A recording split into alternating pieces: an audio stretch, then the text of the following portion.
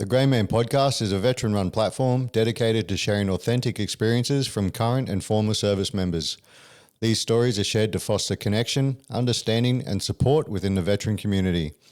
Episodes may contain raw, emotionally charged content that some listeners may find distressing. Listener discretion is advised.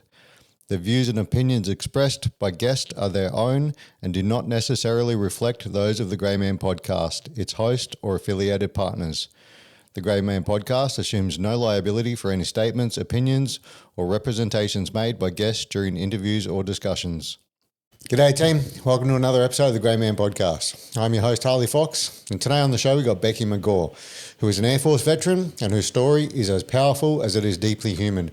This episode dives into some pretty heavy emotional terrain. Becky gets pretty deep in telling her story and shows her strength and resilience and her long road back to healing.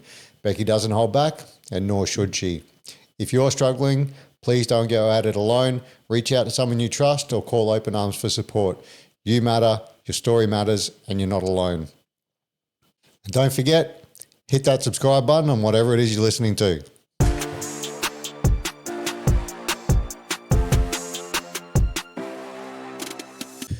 Before we dig in, I just want to give a quick shout out to the sponsor of today's podcast. It's A Hard Chock Life. It's A Hard Chock Life is an Australian veteran-owned business which provides mental health resources to the veteran community. Lucas uses his professional social work training, lived experience of poor mental health, and his military experience to bridge the gap between soldier and practitioner to deliver world-class mental health programs and resources to help out the modern soldier. To support Chock Life, be sure to follow them on Instagram at It's A Hard Chock Life, and visit www.itsahardchocklife.com to buy merch like patches, challenge coins, shirts, hoodies, stickers, and a few other goodies. There's also the option on there to donate to various veteran charitable causes, so go and give them a follow. You'll see me drinking coffee throughout this episode, and that coffee is also from Chock Life that you can grab on the website. It's good to go. Cheers, guys. Enjoy the show. Sweet. You ready? It's ready as hell over me. All right, Becky, welcome. Thanks for coming. Thanks for having me. No worries. Just pretend we haven't been shit talking for the last 10 minutes, 15. Yeah. Hey, welcome. Nice to meet you. It's me too. Cool. So, I've been following your adventures on Instagram. Lots of stuff going on in your life. It's very, very interesting because it's a little bit of everything. Like there's not multiple different personalities, but there's just I feel like I've got the finger in the pie, so to speak, for so many different things, and they're completely polar opposite of each other, and none of them really interlink. Yeah. Horses and MMA and bodybuilding and paramedicine. Well, the paramedicine's helpful for the Catman stuff. Oh, absolutely. I really loved studying it, and when I'm in the moment and in the cage, a lot of I can't really apply a lot of paramedicine stuff to it because we've got fuck all time to stop the cuts and reapply VAS and stuff. But it's really helped me, and the sport has actually helped me a lot when I've been helping as a fight medic, or even just helping backstage, or at the beginning of the year when I did Veteran Fight Night, actually being the fight medic, and most recently at the Iron Fist show, being the sole fight medic. It's actually really helped that, and it's actually allowed me to expand what I'm learning at uni, which has been instrumental, and it's been so good. Yeah, some hands-on experience. Yeah. And give you a bit more confidence, I'm sure. Oh, absolutely. Yeah, nice. Absolutely. Cool. Let's dig into the life of Becky. Yeah. Where'd you grow up? Coffs Harbour. Oh yeah. Yeah, born and bred Coffs Harbour parents. Beachy or country? A bit of both, actually. My family have always been rural and farmers for fucking forever. You just pull that in a bit. That's a bit of an echo. That better? Yeah. Yeah. My entire family has been very farming and rural for as long as pretty much the family tree. And my parents both come from farming backgrounds, but when they got together, they lived in Grafton, met in Grafton, moved down to Sydney where they had my sister, and then moved back up to Coffs Harbour. and we've just mainly lived in sort of beachy Coffs Harbour, just a little bit out of Coffs Harbour itself, near Moonee and Sapphire Beach. But my grandparents still maintain a property up in Grafton. We've got about 52 acres up there. Oh, yeah. So we've had a little bit of the best of both worlds with that, which has been very good fundamentally growing up. Where do you live? Right now, Capalaba. Where do your horses live? Out at Logan, Stockley area. Okay. Yeah, so make the hike out to see them. How often do you spend time there? As much as I possibly can. I like to go out at least 5 times a week. Sometimes I'll go out there daily, but with full-time study and work, sometimes I won't get out there every day. Why don't you move to Logan? I think that's pretty self-explanatory. It's bloody Logan. Yeah, as it left my lips, I was like, I already know this answer. Theoretically, if I won like a couple $1 million and got my own place and a little bit of a farm and property and stuff out there, I'm like, okay, that wouldn't be too bad. But yeah, there's some nice areas. Logan Village is nice. Like, especially around Waterford and towards our Bow Desert way, it's really, really pretty. Yeah. But Logan and like Woodridge area itself, no, thank you. Yeah, for I sure. choose life. 100%. Yeah, that whole you got Tamborine and Canungra and all those sort of nice rural areas. Yeah, there's a lot of like stunning horse properties out there because there's a lot of racing stables out there as well. And like every single time I drive past out there, I love like looking at them, like millions and millions of dollars of just horse and racing assets out there. Like when I win the lotto one day. Yeah. Cool. So, Coffs Harbour, one sibling, sister? No, I've got 2. I've got an older sister and a younger brother. My sister, Courtney, she's 6 years older, and I've got a little brother, H, who's 3 years younger. Oh, yeah. Yeah. And what sort of shenanigans did you guys get up to as kids?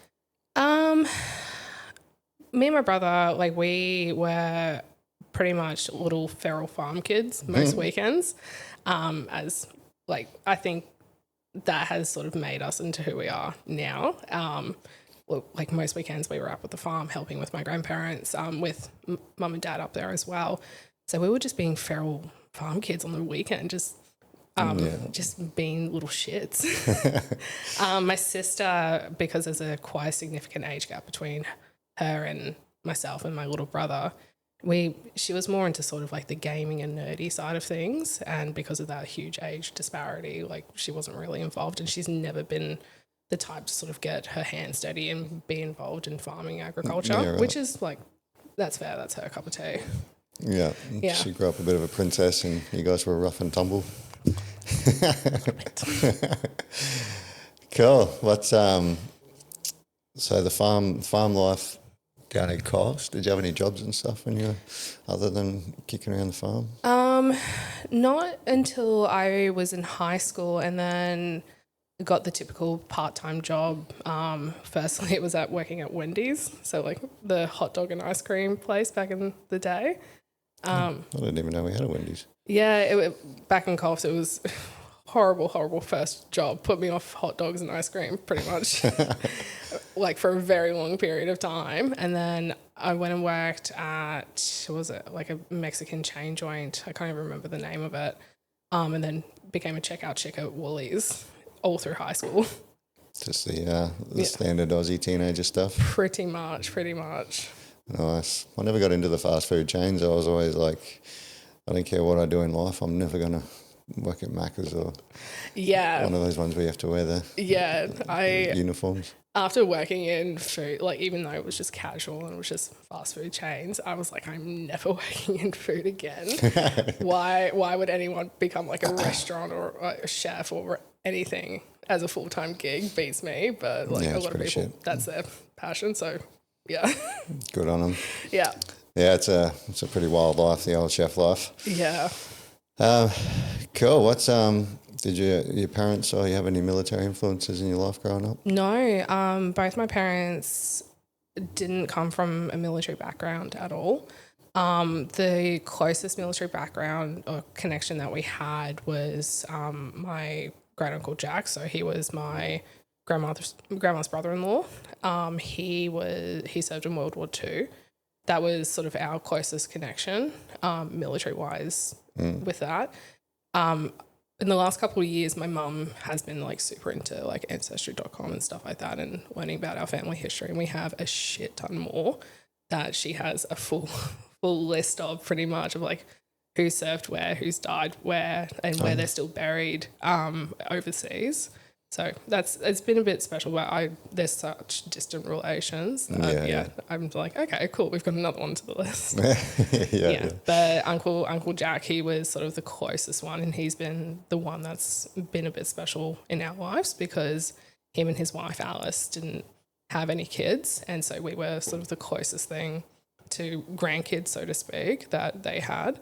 So we've got like mini replicas of his medals.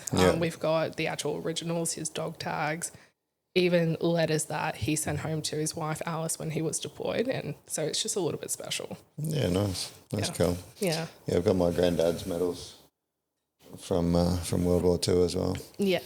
It's a cool thing, like having that connection to a family member that lived through that sort of fucking wild time that it would have been. It's honestly insane, like, because it's very, very special, but especially when you have things like we have Uncle Jack's notebook, and one of the things that we have is this old racing program that they had, because they used to have camel and donkey races in Egypt, and he's actually like sent it home to Alice and actually written on it, like back to his wife, and it's kind of cool because like you look at it and you're like, okay, digs were still being digs back then.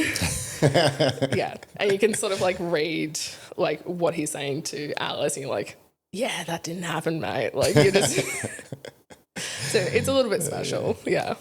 Boys have always been boys, I guess. Absolutely. In some regards. Dig's gonna dig. Cool. What's what age or what gave you the inclination to look at it? To military, pretty much since I was really, really young, because I'm 25, 26. So growing up, myself and my brother, we watched a lot of what was happening overseas in Afghan and Iraq. And so it was constantly being shown in the media and stuff like that. And even though like we knew of Uncle Jack and had his miniatures and all that kind of stuff, it was just sort of a drawn towards that, to military and army and seeing what they were doing overseas. And then in my teenage years was when Mark Donaldson got his VC, and he's from Dorrigo, which is not that far from Coffs Harbour. And I remember a few of us at school were just sort of like had this push towards military and military life. And I can't believe I'm about to fucking say this on a fucking podcast, but a lot of us actually... You went to cadets. Like, and I will always pay out cadets, be like, ha, fucking lid. But it was actually majority of us like that went to and did that. It was huge for us growing up, because we were like, especially teenagers, young teenagers, you sort of don't really have a purpose, and you can get caught in the wrong crowd. So for a lot of us who went and did cadets on the weekend, it sort of just gave us a purpose and like something to do, and a really, really good sort of reinforcement. Kept you out of trouble. Pretty much, yeah. Yeah. Air Force cadets? No, Navy. Navy cadets? No shit. Mum pushed me into doing that, and my little brother as well. I don't know why. I honestly can't remember why, but we did that pretty much all through high school. But nice. Yeah. Just go on little sailboats and stuff. Yeah, little dinghies on the weekend. Little like 2-3 man. I can't remember what they're actual called. Like tiny little like 2-3 man yachts, so to speak. Yeah, yeah. There's an actual like name for them, but I can't remember. Which is super, super funny, because I have an actual phobia of the ocean and water, and I went and did that. So make that make sense. Overcome it a bit. A little bit. It hasn't really gone away at all. Mate, I've got a massive fear of the ocean. Just an irrational fear of sharks. Yeah, I like the water. I like swimming, and I'm actually quite a good swimmer. but if I can't see the bottom of where I'm swimming, or if it's like it looks really deep, I'm out of there. Yeah, that's it. Yeah. I need to be able to see everything around me, like a clear ocean or a clear pool or whatever. Yeah, even if that pool's just like a little bit deep, I'm done. I'm out. Bye. I understand. Yep. Sick. What rank did you get up to? I got up to LACW. No, in fucking cadets. Leading seaman. No, a cadet chief PO. Oh, chief. Did you fucking... Shut up. Did you throw your weight around in recruit No. school? I didn't. That was... a few of my friends that did cadets and stuff, they went into Army, and I think one of them actually went to Navy, and they tried pulling their weight around at recruits, and they were like, don't do it. I was like, I wasn't going to, mate. You fucking idiot. Yeah, it's always funny, the ones that like you don't find out till like the end of recruit school because they've like just fucking refused to admit it at any stage, and then the ones that just come in fucking just, I was this. yeah, straight away. You're like, lid.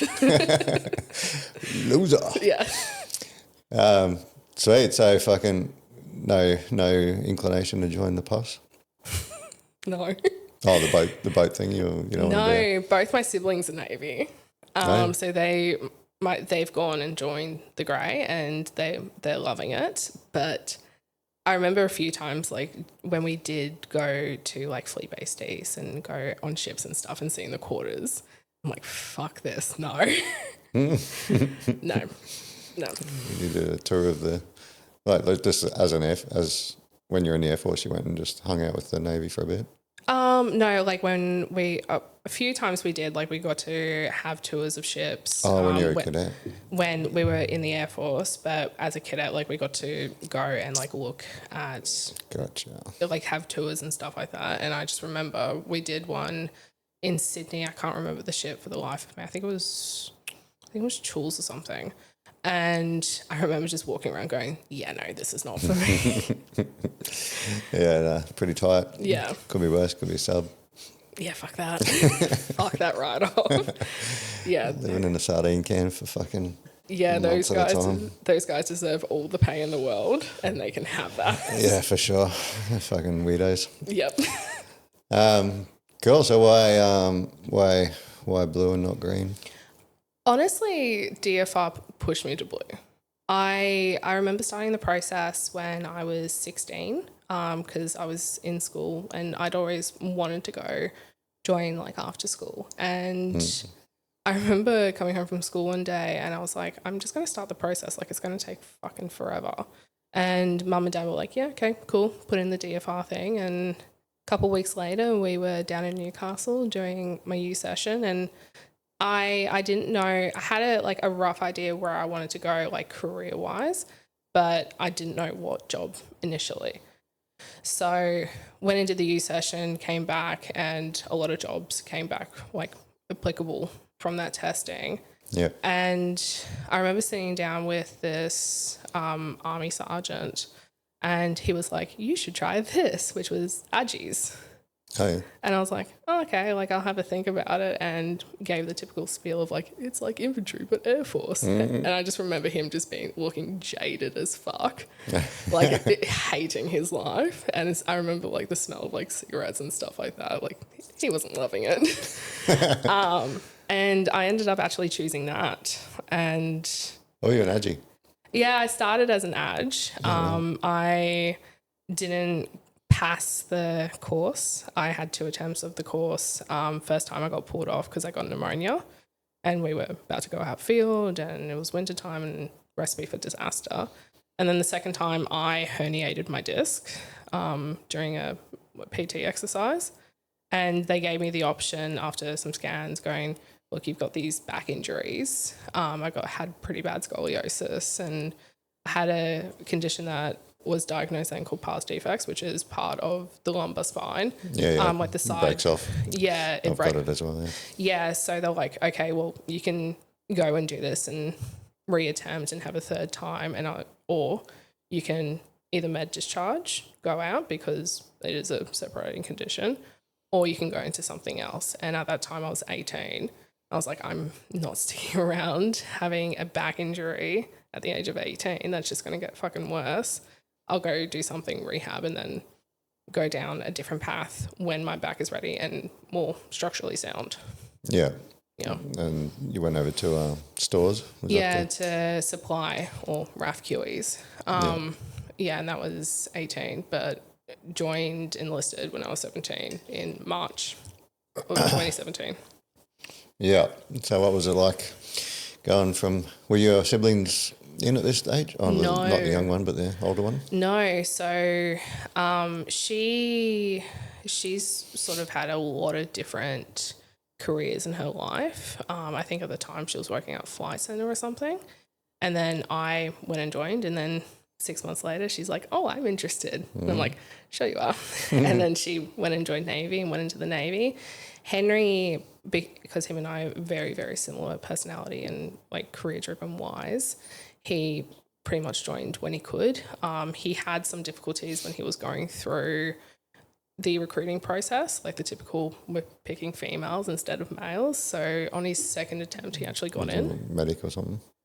No, boatswains. Oh, really? Yeah. Fucking hell. Yeah. Female quota for both dibbies. Yeah, I believe it was a female for boatswains, the first attempt. And yeah, he got pushed back for it because they're like, yeah, we're not recruiting males at this point. But second attempt, he got in, and he's been in now for a few years, and he's fucking loving it. Yeah, nice. Yeah. Yeah, Dibby's seems like a pretty fun job. Yeah. Cool. What was it like heading off from your fucking family, little country vibes into recruit school? I was keen as mustard to get in. I was like champing at the bit, ready to go.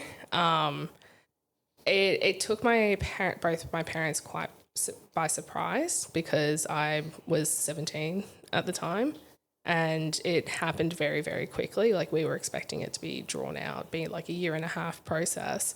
But I remember getting a phone call when I went back to high school that semester. I think it was like early February. And they're like, okay, would you be keen to go next month? And it's like, oh, fuck, this is like my second term of year 12. Because obviously 17, you need parental permission to go.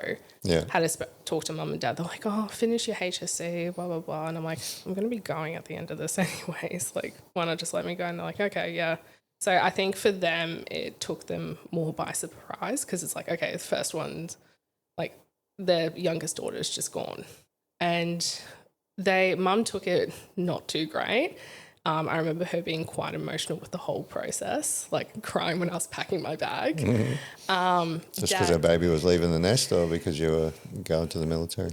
I think it's because baby was leaving the nest, like her youngest daughter was leaving the nest, and it was quite quick. I would probably freak the fuck out too. Yeah, dad was really good. Dad was really supportive, but the second I said that oath and had the little certificate, you can see just tears going down his face. And yeah, when I was on the bus driving away, you can see him crying. And I'm like, oh, pops. So your own sort of feelings towards it was pretty positive the whole time though? You just fucking... Let's go. It was pretty positive. Recruits itself was a shit of an experience for me. But heading into that, I was like, fucking let's go. Like, ready to go. Let's do this. What was shit about it? One major incident that happened towards the end that I've alluded to on my social medias if anyone's followed and listened. But recruits in itself is like, it's a huge culture shock for everybody. But especially like that was the first time like I'd moved out of home, the longest time I've been away from home, so to speak. Like it's a massive culture shock, and being a 17-year-old in a military training establishment, there's a lot of hoops you got to jump through, a lot of hoops that the staff have to jump through. So you kind of feel like a burden in a sense. For child protection stuff, you mean? Yeah, which is ironic considering what happened towards the end of recruits. But yeah, I don't have a lot of positive experiences with it. Additionally, my course was we were the troublemakers that year. Like for one RTU, you could go out like towards I think after like week 3 and go into town and stuff like that. And you can go to a pub and like have 1 or 2 drinks. Most weekends, majority of people come back wine drunk. So we were the ones that were constantly getting into trouble. It seemed. Did you turn 18 or you were underage drinking? I wasn't drinking. Huh. Yeah, but a lot of other people were, which is like, yeah. You were with the drunks. No, because like I had to be back by certain hours because I was 17 and had to check in and couldn't be by myself out in Wagga. So someone had to chaperone me and no one wanted to because everyone wanted to go out drinking. Which I'm like, okay, yeah, no, that's fine, that's fair. Yeah. Maybe you wish you did you wish you had waited a year? A little bit in hindsight, but nothing you can do about that now. Yeah, I never really thought about that sort of stuff, eh? Yeah. There's plenty of 17-year-olds that get in. Yeah. You never really, it's fucking really good point, actually. Never really stopped to consider the restrictions and the massive shock it must be from them just coming from being a kid looked after by their parents to coming into a fucking, especially in the army where you're just getting fucking beasted every day. Yeah, like it's a shock for everybody. Yeah. I remember we had this reservist coming our course and it was too much of a shock for him that he just handed in his papers after I think it was week 2 or something. Like it's a shock for everybody, but I think like 17, 18-year-olds, like the younger cohort, because you don't have a lot of life experience, so to speak, you're able to mold into that so much more. A bit more adaptable. Yeah. I think so. Like that's my opinion. But definitely 17, you're kind of treated as like the protected species. Yeah. By the way, like in a way. So it's more of a hindrance, but I reckon the younger you are, like I say, like 18 plus, I reckon you're able to be molded into that a bit more. I reckon the older you are, and like if you're underage as well, the harder it is to sort of adapt into it. Yeah, maybe. Stuck in your ways a little bit. A little bit. Individual. I think it's easier when you're a bit older to know that it's just a game. They're just going through the motions and doing what they're paid to do. It's nothing personal. Yeah, but I think it's also like how you're brought up as well, because I think we both know some individuals who are late 20s, early 30s, fuck even older, and they don't have the maturity to deal with it, and they are so stuck in their ways and just haven't been molded, and slightest little inconvenience is thrown at them and they fucking panic. But yeah, I think it's individual and how you've been brought up and stuff. True. So what you want to talk about the negative experience at the end there? The big old negative.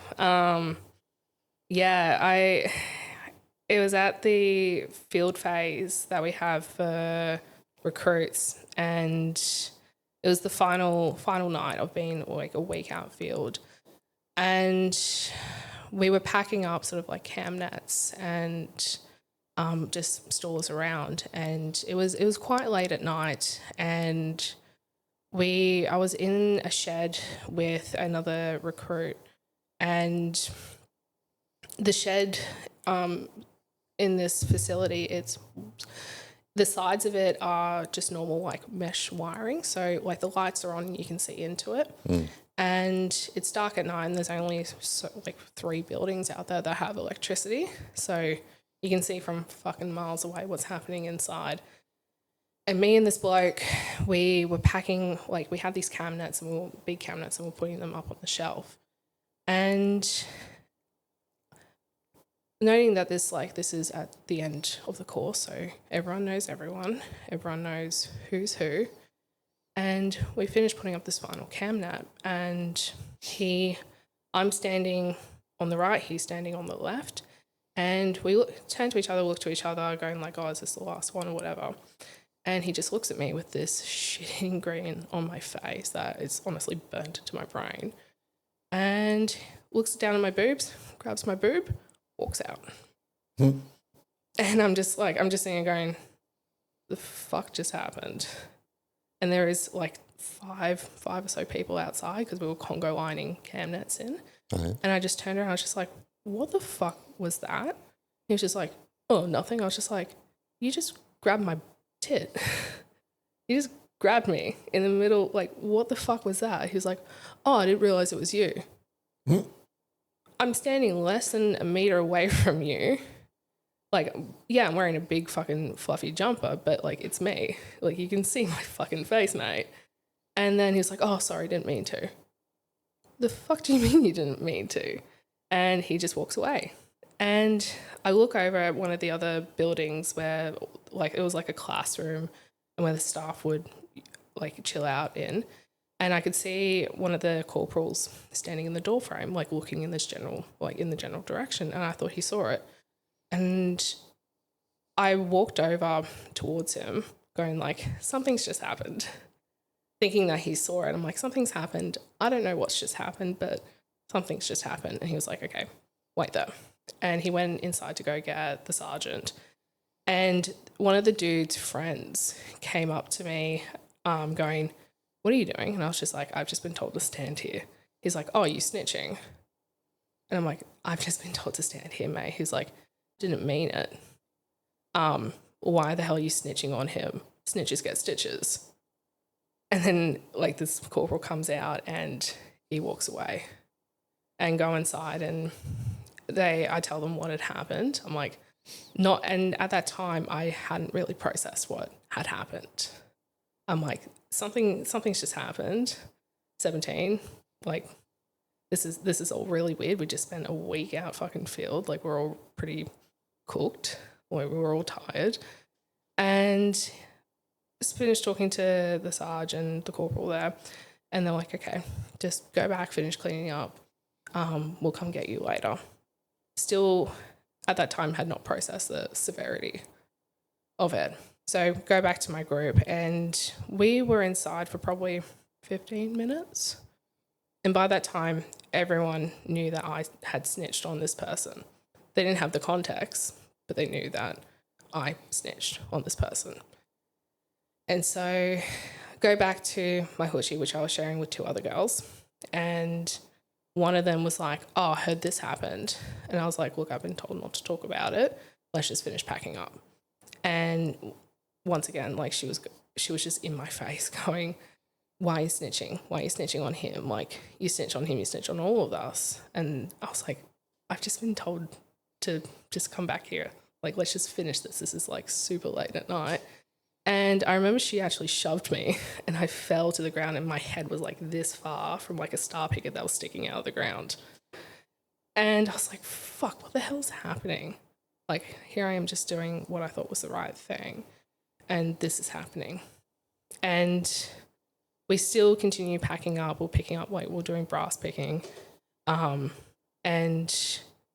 a lot of people were being very, very hostile because, once again, they knew a context of it. They didn't know the full fucking situation. And the corporal who was initially there, he was there just watching and supervising. He could see what was going on. And everyone, after we brass picked, went back to bed, and I was walking up to the bathrooms, which were near the classroom area. And we're walking up, talking, just having just a general chat. And Sarge comes out going, hey, like, we need to go now. And I was just like, where are we going? He's like, we need to take you to headquarters right now. This is like 10, 11 o'clock at night. So hop in the car, go there. And I'm then dragged into a room. I say dragged. Taken to a room with JMPU and was questioned for 2 hours. Base warrant officer disciplinary at the time was there, and getting questioned until, like, very, very early in the morning. And it wasn't until then when I finished and actually, like, got out at the interview where I'm like, can I, tell my parents? Can I call my mum? And they're like, oh shit, yeah, go call my parents. And that's when everything sort of just started hitting. I'm like, oh my God, this has just happened. And yeah, called my parents, and I remember trying to call mum, and it was like the 3rd attempt, and I was like, hey mum, like, something's happened. I don't know what's been going on. Like, this is what's been happening, and this is what's just happened tonight. And I remember hearing her voice, like, the moment she, like, actually, like, went, holy shit. like actually kind of woke up a little bit, and yeah. So what was the end result? The CEO at the time, who she said that she was going to deal with the matter internally. Matter should have been referred to the civilian police, because that's the policy and that's the law and that's the legislation. The matter was never deferred. JMP deferred the matter to the unit to deal with. The dude that did what he did got a record of conversation and was allowed to remain in. And we graduated together. I had to cross the parade ground with him at my graduation in the same flight as him. He got nothing. Did you ever talk to him again? Yeah, we would inevitably work together, Townsend Sabre 19, and I remember seeing him because we were already out there in Shoalwater Bay for a couple of weeks, and I saw him, and by that time the couple of years had passed and everything sort of had caught up to that point. And I remember going to my chain about it, going, hey, I don't want to work with this individual. Like, this is the situation. This is the background. And I remember they went up to him going, like, you are to stay away from this individual within, like, these are the reasons why, which you are very well aware. And he came up to me going, stop making a big deal out of this. Didn't happen the way you're saying it happened. And I remember saying to him, I was like, really? Because I remember you groping me when I was 17 years old and that was one of my first sexual experiences, and you got away with it. Leave me the fuck alone. And I ended up being pulled from that exercise early because I was like, I'm not being stuck in the middle of Shoalwater Bay with this cunt. Brutal. So did he try and fucking justify himself? Like, no, it's just fucking, she's a friend, I was having a laugh. Or his initial defense was he admitted that he did it, and he was like, oh, I thought it was this individual, this bloke on my course, who is this bloke. Yeah, he thought I was a bloke on the course which looked nothing like me. Stature, build, age, completely different. And I'm like, mate, I was in a room with you for 5 minutes putting cam nets up. I'm clearly not this individual that you were sharing a fucking hoochie with for a full fucking week. Are you nuts? Yeah. How old was he? I think he was early mid-20s from memory. Yeah. Fuck, eh? Piece of shit. And to this day, he's never been reprimanded. The CEO at the time, she has never been reprimanded for not referring it to police or any of the actions that she's done. Even after an IJDF review and even after Air Force admitted liability and apologised for it, nothing has ever happened to those individuals. Yeah, well, they're still in. That's fucking... Yeah. Yeah, I guess once they've done the rocks and moved on, it's not something that's going to come back up and bite them. Nope. Gotta love it. No, good. Yeah, I've been following along the Leah Whittle stuff. It's obviously she's gone very vocal at the moment about SA in defence. Yeah, we've Leah and I have actually spoken a fair bit because we've both spoken to Senator Shoebridge about our situation, and Senator Shoebridge has spoken about our story with our blessing and confidence and everything to Senate Times, and we've spoken a fair amount, especially after the whole 60 Minutes thing that happened a month or two ago. And so actually it's been really good talking to Leah, because it's nice to actually relate to someone who has been equally as fucked over from defence for a very similar reason, and have sort of that bit of a girl gang, so to speak. Yeah. And did that put a bit of a black cloud over your time? Yeah, it would come and bite me in the ass later in my career, which you wouldn't think so, being the victim of a sexual assault, but it would actually damage my career a little bit. which is insane to say, because you think like defense, it wouldn't happen, but it's actually happening more and more now. Oh, really? Yeah. Yeah, you think with, I don't know, as a guy that's not a piece of shit, you feel like the fucking, like all of the, you feel like they're going to deal with it well.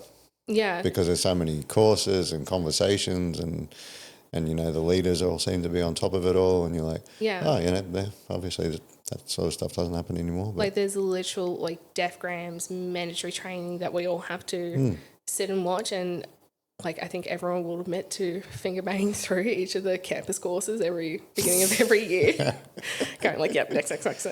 But it's shoved down our throats. Like you go into the bathroom and you see Sempro flyers and stuff. And it's also the common decency thing.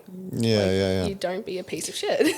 And like reporting someone, like you think that if you report it, then people would be against. Like if I heard somebody fucking inappropriately touched a female coworker, I wouldn't go, oh, fuck that bitch. What'd you fucking tell rank for? I'd be like, you're a fucking piece of shit, man. What'd you do that for? Yeah.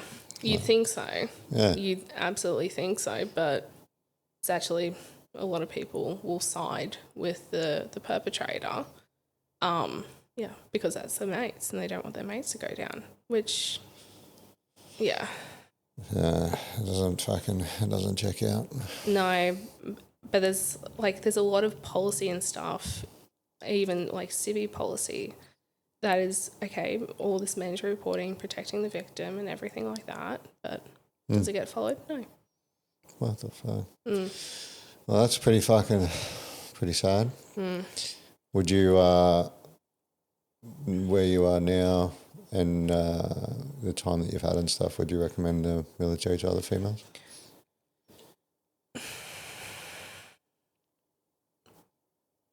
It's a really tough question, because like aside from all the bad shit that happened in my career, and that especially, I loved what I did. I loved serving. I loved the people I worked with. Yeah, I worked with an absolute monster of shit cunts along my career. I think we all do. And especially towards the end, the really bad stuff that happened and the effects on mental health, like service is still a huge, huge honour. And I don't regret signing that dotted line at all. I do regret some of the people I've worked with, though. And some of those people should not be in the uniform that they are wearing, and because they're just abusing it, in my opinion. But I'd recommend service to anyone, but have a real big think and find your reason why. I guess in saying that, like you said, there was a lot of positives and you had a great career and all that sort of stuff. I guess in saying that, it really could happen anyway, couldn't it? It could happen anywhere. Like, just because it's happening in defence doesn't mean it's happening in police or schooling or anything like that. Yeah. Like, fuck the amount of nursemates and paramedic mates that I have that get assaulted or sexually assaulted on the jobs is fucking insane. Yeah, right. Yeah. So how long did you end up staying in for? 7.5 years. I enlisted early March or mid-March 2017, and I med-sepped end of last year in November. Okay. 2017. Fuck, you're young. I know. I'm 25, 26 at the end of this month, and I'm like, God, I'm aged. 25. What's that? 2099? 99. Yeah, right. I joined when you were 5 years old. Oh, God, don't go there. That's just weird. Cool. So you did 7.5 years. Where did you go after recruit school? After recruits, I went to Amberley. You attempted the AGI stuff? Attempted the AGI stuff, and then after that, I transferred to supply. Spent a couple months in Wagga, and then after that, I went to Tyndall for 2 years.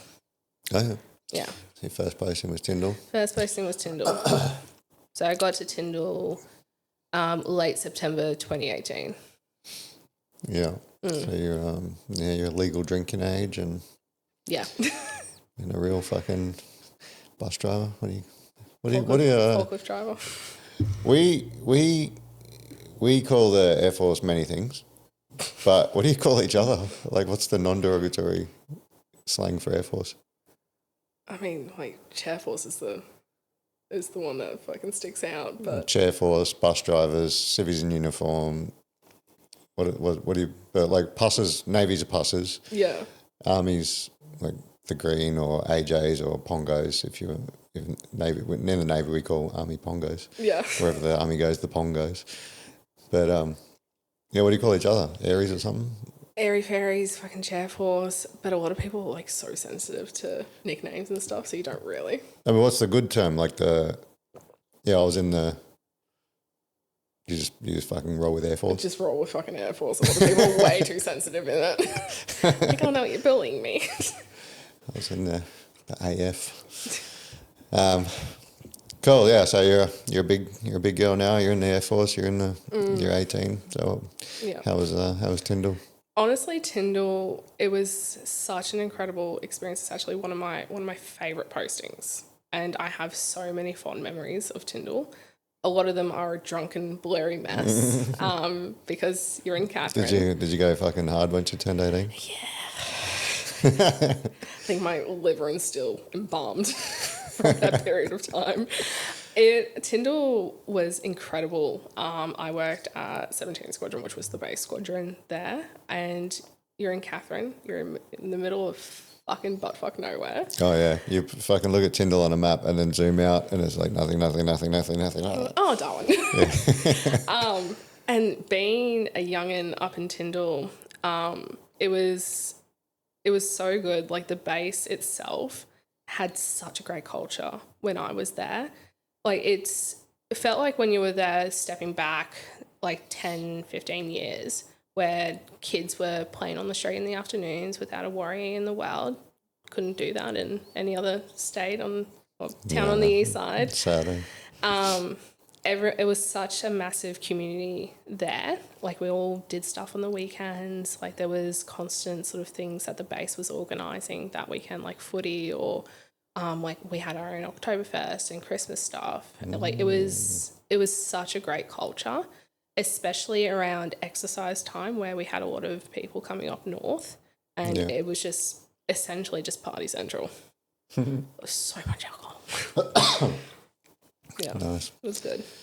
You mingle much with the locals, or is it more just like very fucking sort of isolated as a defence community? A lot of people just isolated themselves because a lot of people that post up there have their wives and their kids, so they just stick to that, or just stick to the little defence cliques, so to speak. And on the weekends, like, certain groups will go out and camping and fishing, and that was them. But majority, like literally 95% of them, had partners and kids, and that was what they did.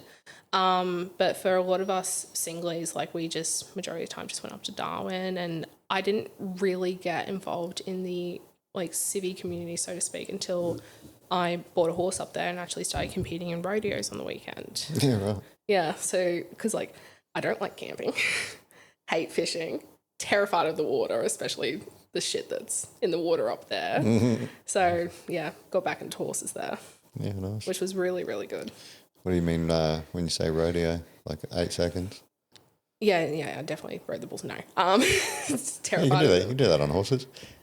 What do you call it? That's rodeo, isn't it? No, I did barrel racing and roping. Oh yeah. Yeah, so just hooning around 3 barrels as fast as I can on my little pony. It was actually really good. What's roping the fucking? Yeah, like you lassoing. roping the cows or little calves. Yeah, nice. Yeah, I was horrible at it, but I loved it. Sounds like fun. Yeah. It was really good. Yeah. Cool. So what happened after Tyndall? Where'd you go then? After Tyndall, I went to 3 Crew, a 3 Control and Reporting Unit in Williamtown. So I left Tyndall in 2020, co-passed down to Williamtown because my dad earlier that year had a heart attack, and I actually got assaulted at a rodeo. Got punched in the back of the head. What? Yeah. I was wearing my shot. helmet, yeah, and was like the chick that punched me, I used to just my horse with her, and didn't You what? just my horse. So like she ran an agistment, which is pretty much like renting out a paddock, so to speak. Oh, and okay. like you can rent out a paddock and they look after the horse. So like days where you can't go out, they'll feed it. Yeah, okay. And I'd left there like months prior, but her and her boyfriend separated around this time, and there's nowhere to stay in Catherine, especially if you only own a single cab ute. So I let him crash on my couch. Nothing happened. And then the next weekend we were at a roping event and she confronted me about it, claiming that I slept with her boyfriend. Oh, you let her boyfriend sleep on the couch when they broke up? They broke up because he had nowhere to stay and he only had like a single cab ute, and I was sure as shit was not going to let someone camp out and swag in the middle of fucking Catherine. Like that's just trouble waiting to happen. So I just let him crash on my couch. And she came up to me the next weekend claiming that I had slept with her boyfriend that night. I was like, he literally just crashed on my couch because you kicked him out. Turned away to put my drink bottle back in the float because it was I was having a bit of a break, and she punched me in the back of the head and caught at the back of my helmet. And so like that went through all the police stage and stuff like that. And then a couple of weeks later, my dad had a heart attack. Yeah, right. So navigating that through sort of COVID, like got to go down and see him, and came back. And at the end of that year, I was struggling that year, trying to manage his health and dealing with the trauma of that. In Tyndall, when you're in COVID lockdown, fucking sucks. So I ended up co-passing that year down to Williamtown. Did you ever get fucking scrappy when shit went down and throw hands and fight back? Yeah. That was the first ever fight I'd actually gotten into, was with that chick. Oh, so you got into it with her? I landed 2 shots onto her. She admittedly landed a few on me. And yeah, at that time I was just I made a bit of a ruckus and noise and told her to get the fuck off me, and that drew a lot of people's attention, and the fight got broken up. Yeah. And then you fucking charged her for dog-shotting you? Went to the police that night, and my unit were actually really good and supported me heaps through this. Went to the police and they investigated her, and to my knowledge she got charged. Yeah. Nice. Well, not nice. But not nice. Was she one of those fucking bogany sort of chicks? Oh, yeah, she was fucking cracked. They love a good scrap. Absolutely. Gotta love rural bogans. Yeah, fucking A. Yeah. Woodridge's finest. Have you ever spent time in Woodridge? Is that how you know about it, or you just heard stories? No, I've only heard stories about it. I've driven through it once. The lady I just at, she's an RSPCA inspector, and she deals with that area. So I hear all the horror stories, and I'm just saying, RSPCA inspector, like checking on people's dogs and stuff. Yeah, and I'm just oh mate, that would be fucked down there. Oh, she can't tell me exactly what's going on when cases are open and stuff, but when she can tell me stuff, I'm just sitting going, fuck that. Yeah, brutal. Fuck that right off. Yeah, I lived down there in my late teens. Jesus. Back in my old gangster days. Yeah, it's pretty fucking rough. It's a rough area. I've seen some pretty scrappy chicks in my time.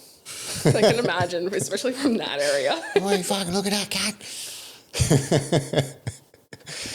Chuck a wig on, you pretty much match it. I nailed it. Cool. So fucking back down to the coast. Back down to Williamtown.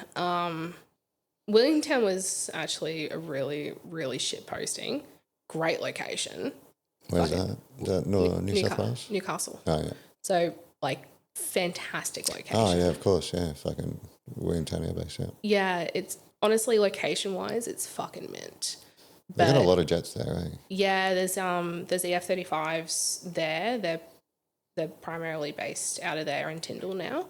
When I was at Tyndall, they started doing the restructure and sort of getting rid of the classic Hornet frame and bringing in and building all the hangars and stuff for the F-35s.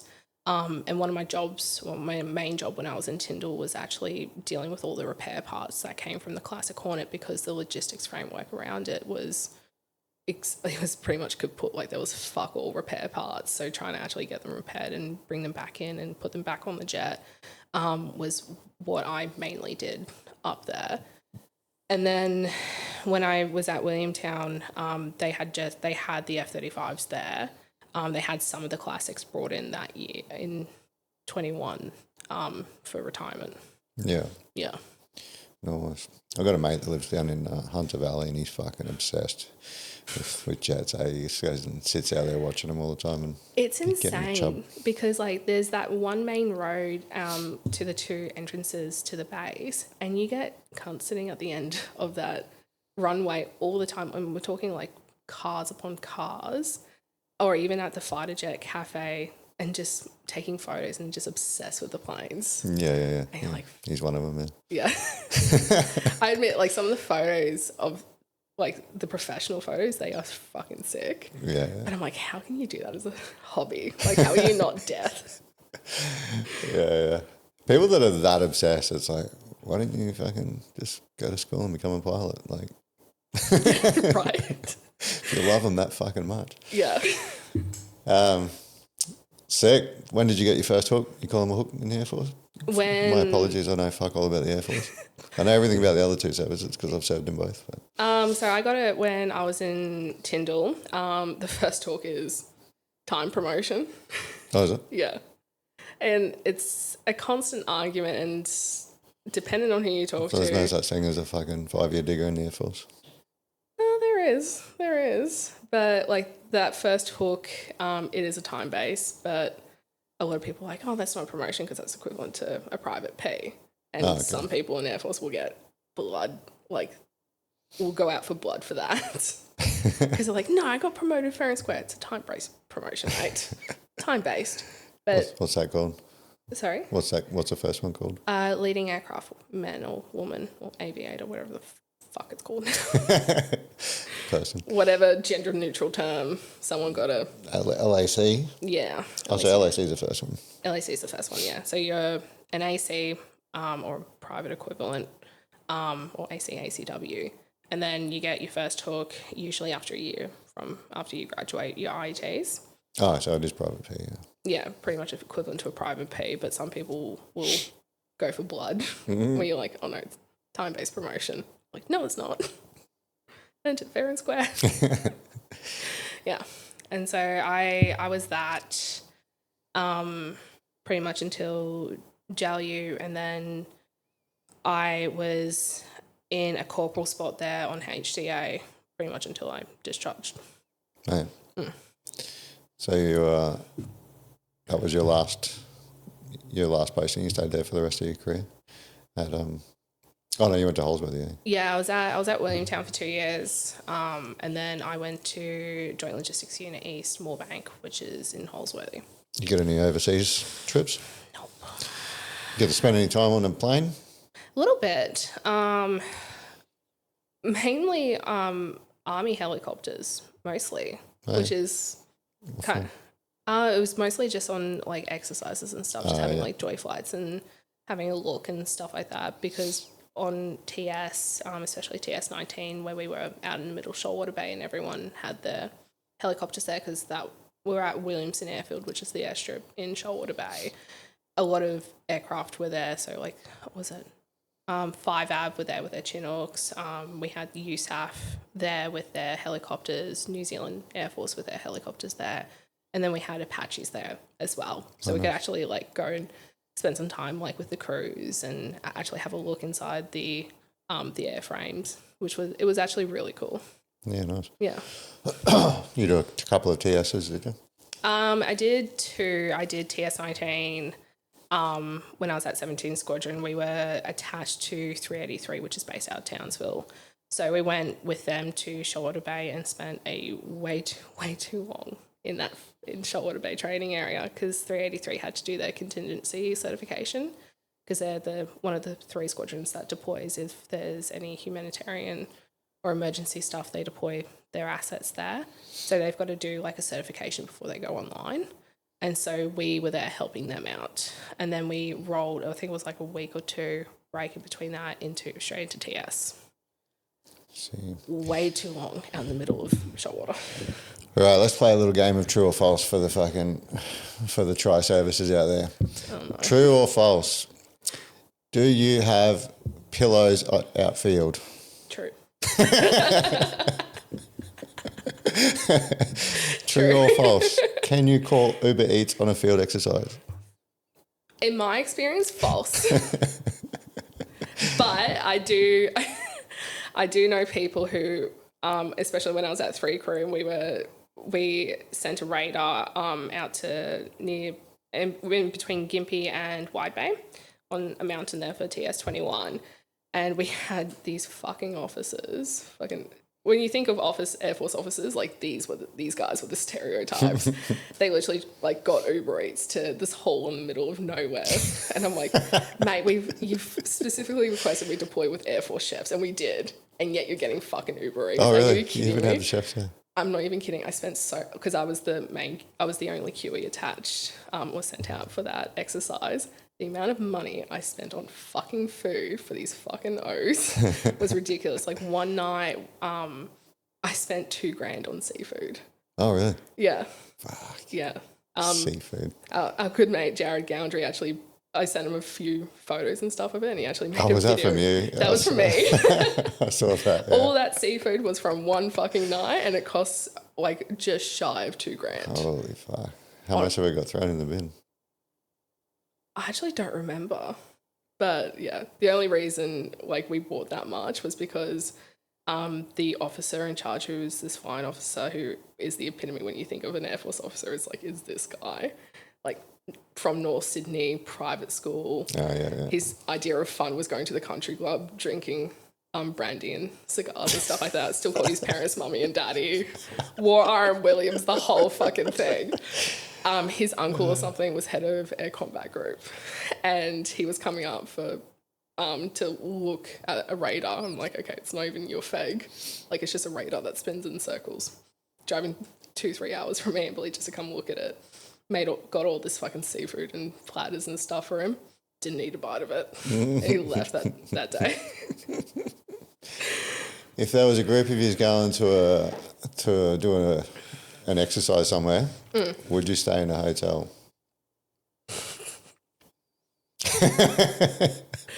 I personally haven't, but I know way too many people who've gone to do like recce's for exercises or been on exercise, and instead of, sleeping in a tent or a hoochie or bringing a swag, we get concrete fucking buildings, sort of put a stretcher up in.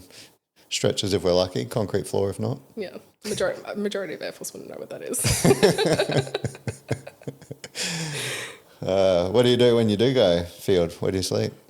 I usually brought my swag out. Like the last TS that I did, I brought my swag out. We were out there for 6 weeks, and this is going to trigger so many people. We were there for 6.5 weeks. Swag inside of individual 11x11s that we got. So the green tents, and we got tier 2 pay, field pay, with Air Force chefs catering us. Oh my God. Yeah. It's going to trigger so many people. I had an Air Force padre I used to work with. I used to give him so much shit, and he was like, it's not even offensive because it's all true. Yeah. Some people will get super tizzy like, no, like, we're harder than that. It's like, are you? I remember that exercise. We had this junior NJO that came on the trip, and instead of bringing, like a swag or, like with a foam roll or anything, and I've got a photo of it on my phone. He bought this like collapsible bed on wheels. Like, I'm not even kidding. It was like a trundle bed. Literally a trundle bed, and like literally folded in half, had wheels on it. And he's just like, I don't want to sleep on the ground. I'm like, are you fucking kidding me? Are you kidding me? You put that in the back of a Jeep or something. Yeah, literally in the back of a G-Wagon. I remember when we were loading up the vehicles the week before, and I'm like, where's your swag, mate? He's like, it's this little thing, and like rolled it into the log compound. I'm like, oh no. Fuck. There's no quick pack up and fucking break down everything and put it into your packer. I don't think a lot of people would know what a pack is. So I had to assemble a pack. Let's be real here. Oh God. What's some of the highlights of your career or your time? Probably one of the bigger highlights was when I was in Tyndall, and when I was up there, me and a few others, we ran a sporting association called Tyndall Magpies. And we sort of ran... So I just fucking remembered your videos of magpies attacking you. Yeah, me being constantly terrorised by a magpie from hell at the moment. And years ago, I ran a sporting association called Tyndall Magpies. Helping running that association with others and creating a lot of those base events, like the sporting, all that kind of stuff, was actually one of the bigger highlights of my career, because there was so much positive that came from that. A lot of drunkenness, so much drunkenness, but we were bringing the community together with these sporting events and actually giving a lot of people who didn't play sport on the weekends on base like an avenue to do AFL cricket, softball. We started NRL and netball as well with that, so that was really good. And then a lot of the times when we made these events involving other teams from like city teams as well, a lot of like bases that were, or squadrons that were visiting could actually join in, and it just became a massive positive thing on base. So it was nice. Really good, yeah. And then we developed it to like kids teams and kids netball events and kids sports events. So that was probably one of the bigger highlights of my career, was actually that. And awesome. A lot of positive came from that, especially when I was only in for 2-3 years at that point. Yeah, nice. Yeah. Bring the community together. Yeah. That's sweet. So much alcohol. But I remember this one time where we were running a sporting event and we had a few units up. I think we had Tudo and Marines and USAF there. And Tyndall, there is a lot of alcohol stored on the base at all times for obvious reasons. Because you're all alcoholics. We're all pretty much all alcoholics, yeah. We had drunk the entire base clean of alcohol. Oh, really? So all the messes, all the boozers, even the footies, like personal little stash of alcohol, even the BJS boozers, drunk clean of alcohol in the span of one day. Is the local communities, the civic communities outside, is it dry or is it just normal up there? No, in Katherine itself, it's a wet community. So there's a lot of pubs and stuff, but a lot of the Aboriginal communities in the sticks, a majority of them are dry.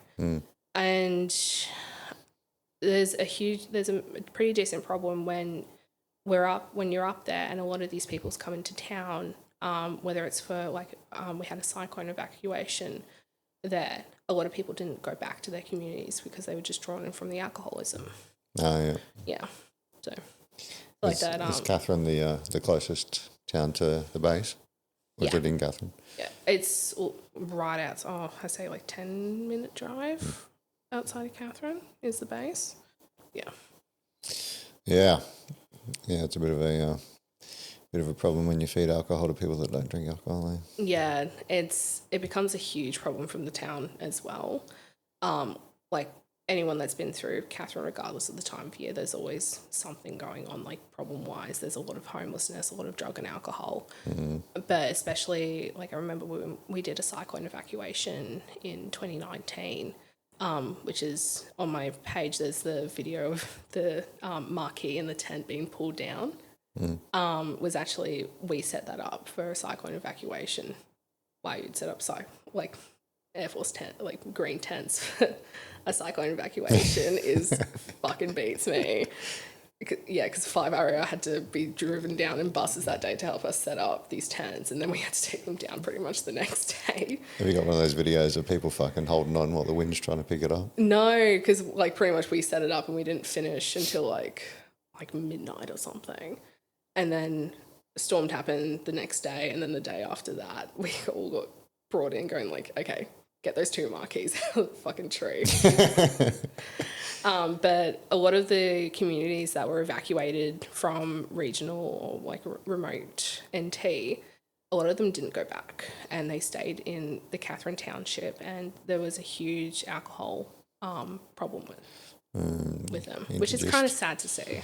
Introduced to the good life. Yeah. Who's fucking brain fart of an idea was it to set up tents in a fucking cyclone? Fucking, I don't know. I don't know. They probably got some fucking award for it. Who knows? But You threw a fucking digging in fucking hammering in pegs going. Literally. These fucking idiots. Literally. And I remember, because like that week I was attached to 4 Squadron because they were doing an exercise at Tyndall. So I got to pretty much spend the week with combat controllers and stuff, which was fucking awesome. But I remember I was cooked that week, spending hours and hours in the sun. And then we got pulled in like last minute. I think it was on like a Thursday or Friday, going like, okay, we need to set off these tents. Didn't leave until like midnight. 5 RAR grunts came down, and everyone on base got involved in setting up these tents and generators and stuff like that. And it was really like good to see. But the direction came from way, way higher up, and it's like, okay, why not just put them in like a town hall or a school hall or something? Nope, let's put them at Catherine Showgrounds racecourse in tents. And let's give Everybody them knows stretches. tents are the fucking most secure building in a fucking cyclone. Absolutely. What could possibly go wrong? Yeah, that's what I do when there's a cyclone. I just go out the back and fucking set up a tent. Yeah. Keep safe. Safety first. That's what I did with Alfred. Just slept on the balcony. Yeah, see the pot plant fall over. Yeah, just the plastic chair. Oh my God. Some people did get affected, but most people didn't. Yeah, it was mostly like, what, Gold Coast region that got affected? Gold Coast, yeah, like Redcliffe, anyway, Bayside sort of stuff. Yeah. Fucking Gold Coast beaches got flogged. Yeah. Have you been down there? Yeah. It's just like a fucking, the walkways that used to be a steady fucking decline to the beach are just No, like it's a just fucking cliff. It's just a drop, yeah. You literally can't even fucking, like, they had to make special entries because you can't even climb down there so high. Yeah, I remember how I went down to Gold Coast, stayed there for a weekend for my mate's 30th, and I was staying near, I think it was near Burleigh, near the beach there, and I remember like visiting late last year when I came up and was looking at houses and stuff. And I remember the beach. I was like, oh yeah, this is nice. And then obviously going back there for my mate's 30th, I'm like, just like a 3 meter fucking drop. I'm like, Yeah. yeah, okay, no. No thanks. That takes fucking years too to regenerate. It'll be fucking... They've done a pretty good job regenerating it, because they've got the supercars coming back down there. Oh, yeah. Soon. So, like, I went down not last weekend before, and it actually looks not too bad. It's got convoys of trucks coming in with sand from somewhere else. Pretty much, yeah. Cool. So that was a highlight. What about lowlights? Yeah. The last few years of my career, especially when I got to Williamtown and was working at 3 Crew, that was probably the darkest part of my life. Was 21, 22, and actually last year as well. 3 Crew, when I posted in there thinking like I'm posting closer to home, posting closer to my dad, like it's all going to be rosy and it's all going to be good. We were, beginning of 21, we were thinking that we were coming out the other end of COVID and... Took COVID 2.0. Yeah. And 3 Crew, when I got my posting order and was organising with the manor and stuff like that on moving down, it had a horrible reputation, a really, really shit reputation. And its sister unit, 114M Crew in Darwin, which I'd work with because we were holding some of their stuff in Tyndall. I remember asking a few of the CE techs that would come down and do tech inspections and shit like that, like, what's 3 Crew like? And no one had anything positive to say. It's toxic. Really bad toxic, really bad command leadership, a lot of med seps, a lot of forced discharges from that unit, and support staff, because there is a lot of O's at that unit, because majority of that unit is like air battle space managers. So looking at little dots on the screen. A lot of them treated support staff like QEs, techs, really, really horribly. And when I posted in that year, I, like, first 2 weeks are okay. Like, you sort of post into a unit with rose-tinted glasses on, and you're like, okay, it's actually not going to be that bad. Until I saw the guy that threatened me at that unit. So Threatened you? the one at recruits, that when I was standing outside Oh, the one that told you not to snitch. Yeah, told me not to snitch. He was there, and a few other people from my recruit course who I liked the other individuals, but I hadn't seen them since recruits. And the sergeant I worked for was a fucking doppelganger for the guy. And he was a cunt of a human being. Like, he was just nasty. Didn't like women, didn't respect women, didn't think women had pretty much a role in the military aside from, like, medic, admin, logistics. And him and I did not get along from the get-go. And he sort of made it sort of his personal mission to be an absolute dick to me. And that was what majority of 21 was just battles with him. Like, he'd rock me for stupid shit. Like, if I accidentally put a typo in an email accidentally, or if I would do all the calibrations for the week and a techo on B shift had put one on the shelf, I'd get rocked for that. It was just tiny, minuscule shit. And I was just like, mate, fucking grow up. Like, there is a personal issue here. Like, let's move on this. And then he started stooping to levels and getting the officer that loved his country clubs and his brandies and his Iron Williams to send me for, like, psychological evaluations, like PM008s. Really? And I was like... Trying to kick you out on psych. Trying to kick me out on psych. I'm like... A rock for those listening is a record of conversation. It's the first step in a fucking reprimand. Yeah, and it's like, okay, well, why are you doing this? Where's the fucking foundation? Where is the proof of this?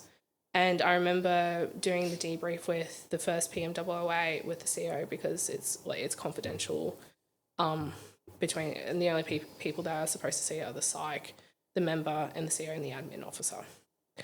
And I remember, like, being open and upfront in that first one, being like, look, I am struggling with this individual. I've requested to transfer out of the section for XYZ reasons, told them about the sexual assault and everything, and sort of the year prior with all, like, sort of what I was dealing with family-wise. And I remember, like, a few days after that, noting that information is supposed to be confidential and secure and stuff like that. He knew about it and actually came up and tried talking to me about it.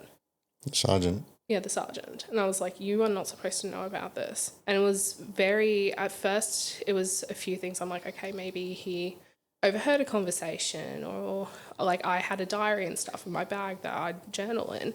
Maybe he read that. But then it came to, like, individual stuff that I know I only mentioned in that report. But also found out earlier in that year he initiated an investigation fact find because he thought I started an OnlyFans because of my modelling. Oh, yeah. And I'm like, where the hell is this coming from? Like, this is baseless allegations and you're starting shit for no reason. After the PM008, at the time I had solicitors for the Royal Commission because the Royal Commission stuff had just kicked off. And my solicitors actually ended up sending an email to the command going, like, back off, essentially. Why'd you have solicitors? Because I was involved in the Royal Commission. Commission. Put a submission in? Yeah, we were in the process of putting a submission in, but I was receiving all this other stuff going on at the time. So they actually ended up sending a letter and an email to the CO, and it quieted down for the rest of the year, which was actually really good. Until 22, where we got a new junior officer who was fresh out of ADFA and a few other staff members, one of the corporals was fresh out of 1RTU. So he just spent like 4 years or something instructing down there.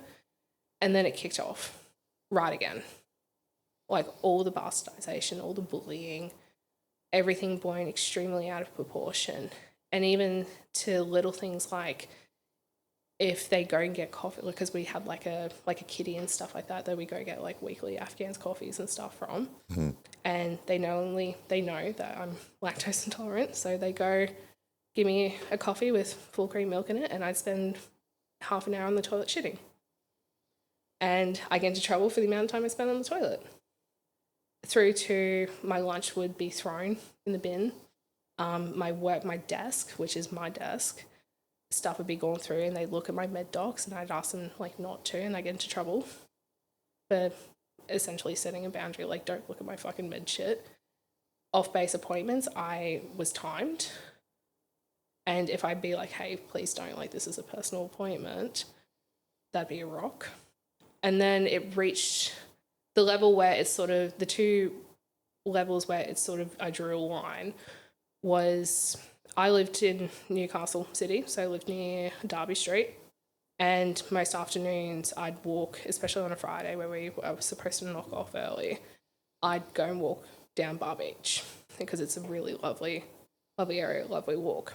And this particular Friday, and they'd been doing this for a few weeks, but sort of this particular one, I was told I had to work back on this Friday and help the B shift. And everyone else had gone and knocked off. I'm like, fucking okay, righto. Finished knocking off, went home, went on my walk. They're all at one of the bars down there that I would walk past. And when I was like, what are you guys doing? Oh, we're having a section outing. Oh. I was like, okay, why was I not here if this is a section outing? You're not involved. I'm like, okay, right. And during this time, I'd also been taking on the work of the corporal, the one from 1RT, that came from 1RTU, and also doing some of the sergeant's work. So I was burning the candle at three ends. And because I was doing a shit ton of work and burning myself out, little mistakes were being made because I was just working myself to the bone. And once those little mistakes occurred, I'd be grilled for it. And it's like, well, okay, I'm actually doing your job for you. So how about you not go to Afghans for once and actually do your job? Yeah, lots of fucking shit rolls downhill. What's the, just to give me everyone a full picture, like you seem pretty quiet and fucking relaxed personality. Is that how you've always been, or were you more introverted when you were working, or were you more extroverted? At that time, I was definitely introverted. When I was at Tyndall's, definitely more extroverted because I think I was a lot happier and healthier mentally. So I'm quite, like, usually when I'm in a better state of mind, I'm a more bubbly person. But during this time, I just had no fight. I was just so mentally cooked, not only from the year before, but then a year and a half of just pure shit that I was dealing with at this unit, and I was just losing that spark that I had. So you're just doing your work and fucking sort of keeping to yourself. Keeping to myself. At this time, around this time, I started getting back onto the booze hard. Because I resulted in 2020, especially after being in a lockdown and with Dad and stuff like that, and how traumatic that was. Like, I was hitting the cans and the alcohol a lot, and even turning up to work with my Yeti bottle, and that had alcohol in it. Oh, really? Purely just to cope. And did anyone know? A few people knew, especially towards the end. One of the squadron leaders at Tyndall, he picked up on it because he saw, he was actually, I worked for him at JLU, and he was a great officer to work for, ex-troop. And so he saw the decline when no one else really did, and he picked up on it. I remember he pulled me aside because I'd put him, at that time, this was around late July in 2020, I'd put in my COPAS paperwork to move back down south.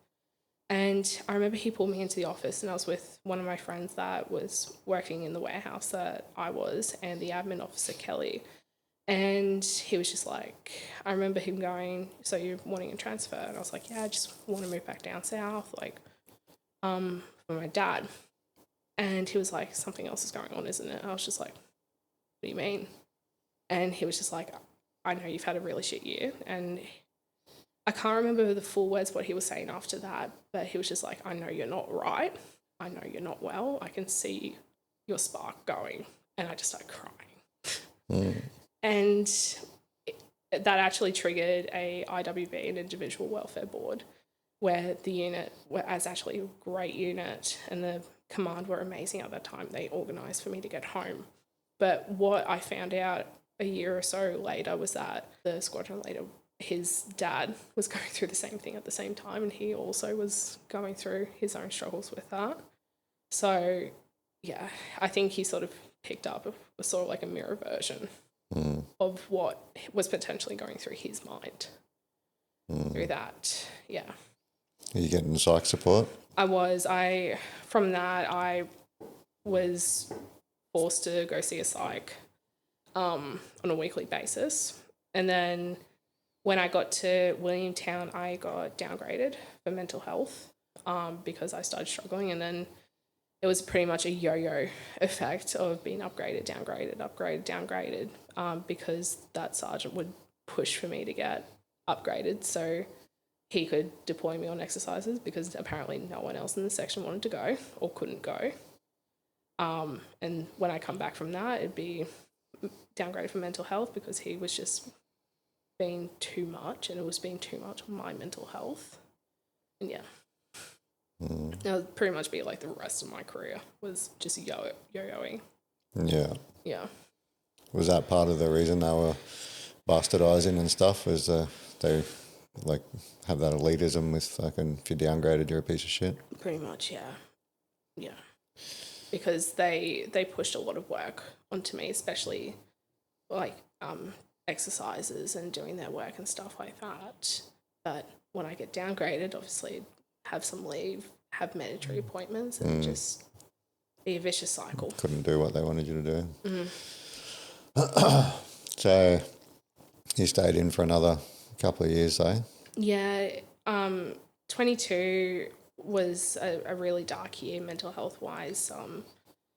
I was actually, because of some of the really bad toxicity that was happening at that unit, especially with that senior NCO and a few other people, I got removed from the section. I was working up at headquarters SRG, and I love the crew that I worked with up there.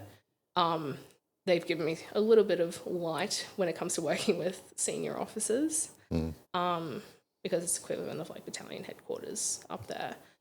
And it just got worse and worse even when I'd been removed, to the point where I was just feeling like shit all the time, and I felt like I was losing a battle I could never win mental health wise. Yeah. Even though I'd been removed, and even though there was fact finds going on and everything like that, it pushed me to a point where I didn't want to be around anymore, and actually tried to take my own life. Oh, did you? Yeah. Yeah, that was July 22. Yeah. What method did you attempt? Overdose. Had some endone. Had a full fucking thing of endone. And the plan was, because I had that left over from an old ankle injury the year before, because I'd snapped the ligament in my ankle completely at Tyndall. And I tried, the plan was to like take a few, and by this point it had expired, and the potency or the chemical thing of pills is a bit unknown once they are expired, was to take a few, down it with my favourite bottle of wine at the time, and then once I was sleepy, take the rest and plus some more and just go.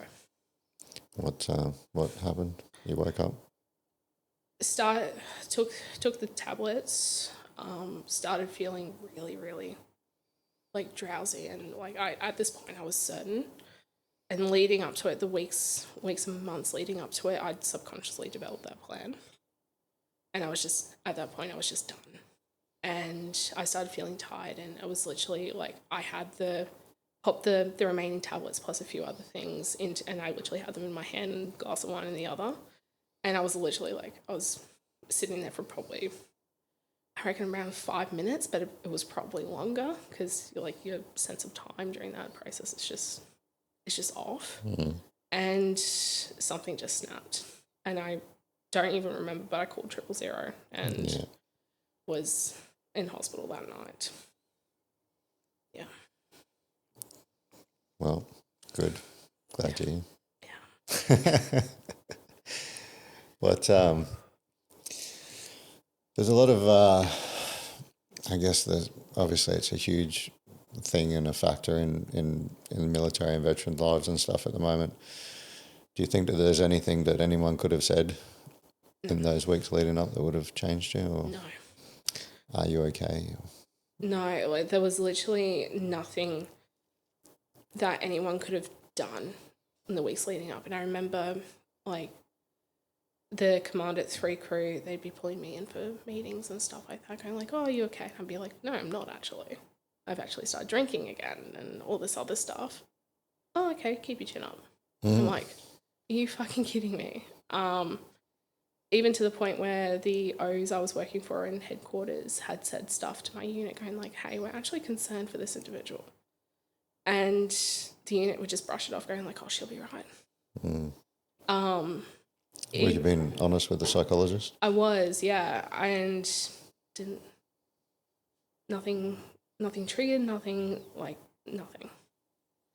Even to the point, like, they report it to the unit, like, the psychologist would tell the unit going, like, hey, like, we're actually concerned for this individual. Like, she's thinking this stuff and, like, she's drinking again, all this other things. And the unit wouldn't care. It wasn't until I was literally in hospital that night after the ambos had taken me in, and the admin officer, she must have got notified through, like 1-800 I'm sick or something, because I think the hospital called, like, the defence thing and called the unit, and she actually came that night and she was like, I remember her going, we knew you were struggling, we didn't realise it was this serious. And I'm like, the psychologist was literally telling you I was borderline flight risk. Like, I literally told you I was drinking and I was not doing well and I was not sleeping, and I know for a fact, like, people have come up to you at Williamtown that are not involved in my chain or whatever, concerned. And only now you're taking it seriously that after this. And she just didn't have, I remember she just didn't have an answer. And the next day when, like, because I got discharged that pretty much very early the next morning after speaking to 2 psychiatrists at the hospital, at Newcastle Hospital. Went into the unit sort of mid the next day. And I remember the CEO and the Senjo pretty much were like, same thing. We didn't realise you were struggling that much. I was like, I fucking told you. Mm-hmm. You were told by the medical officer, by the psychologist, by my current chain, by other people, that I was not doing well and the level of myself not doing well, and you did not take it fucking seriously. So what, now that they know how serious, what moves did they make then? Barely any changes. Did they PMWA you again for psych discharge? They did. And they tried spinning it in a way that, because there was an ongoing fact find between myself and a couple of members of that section for all the UB.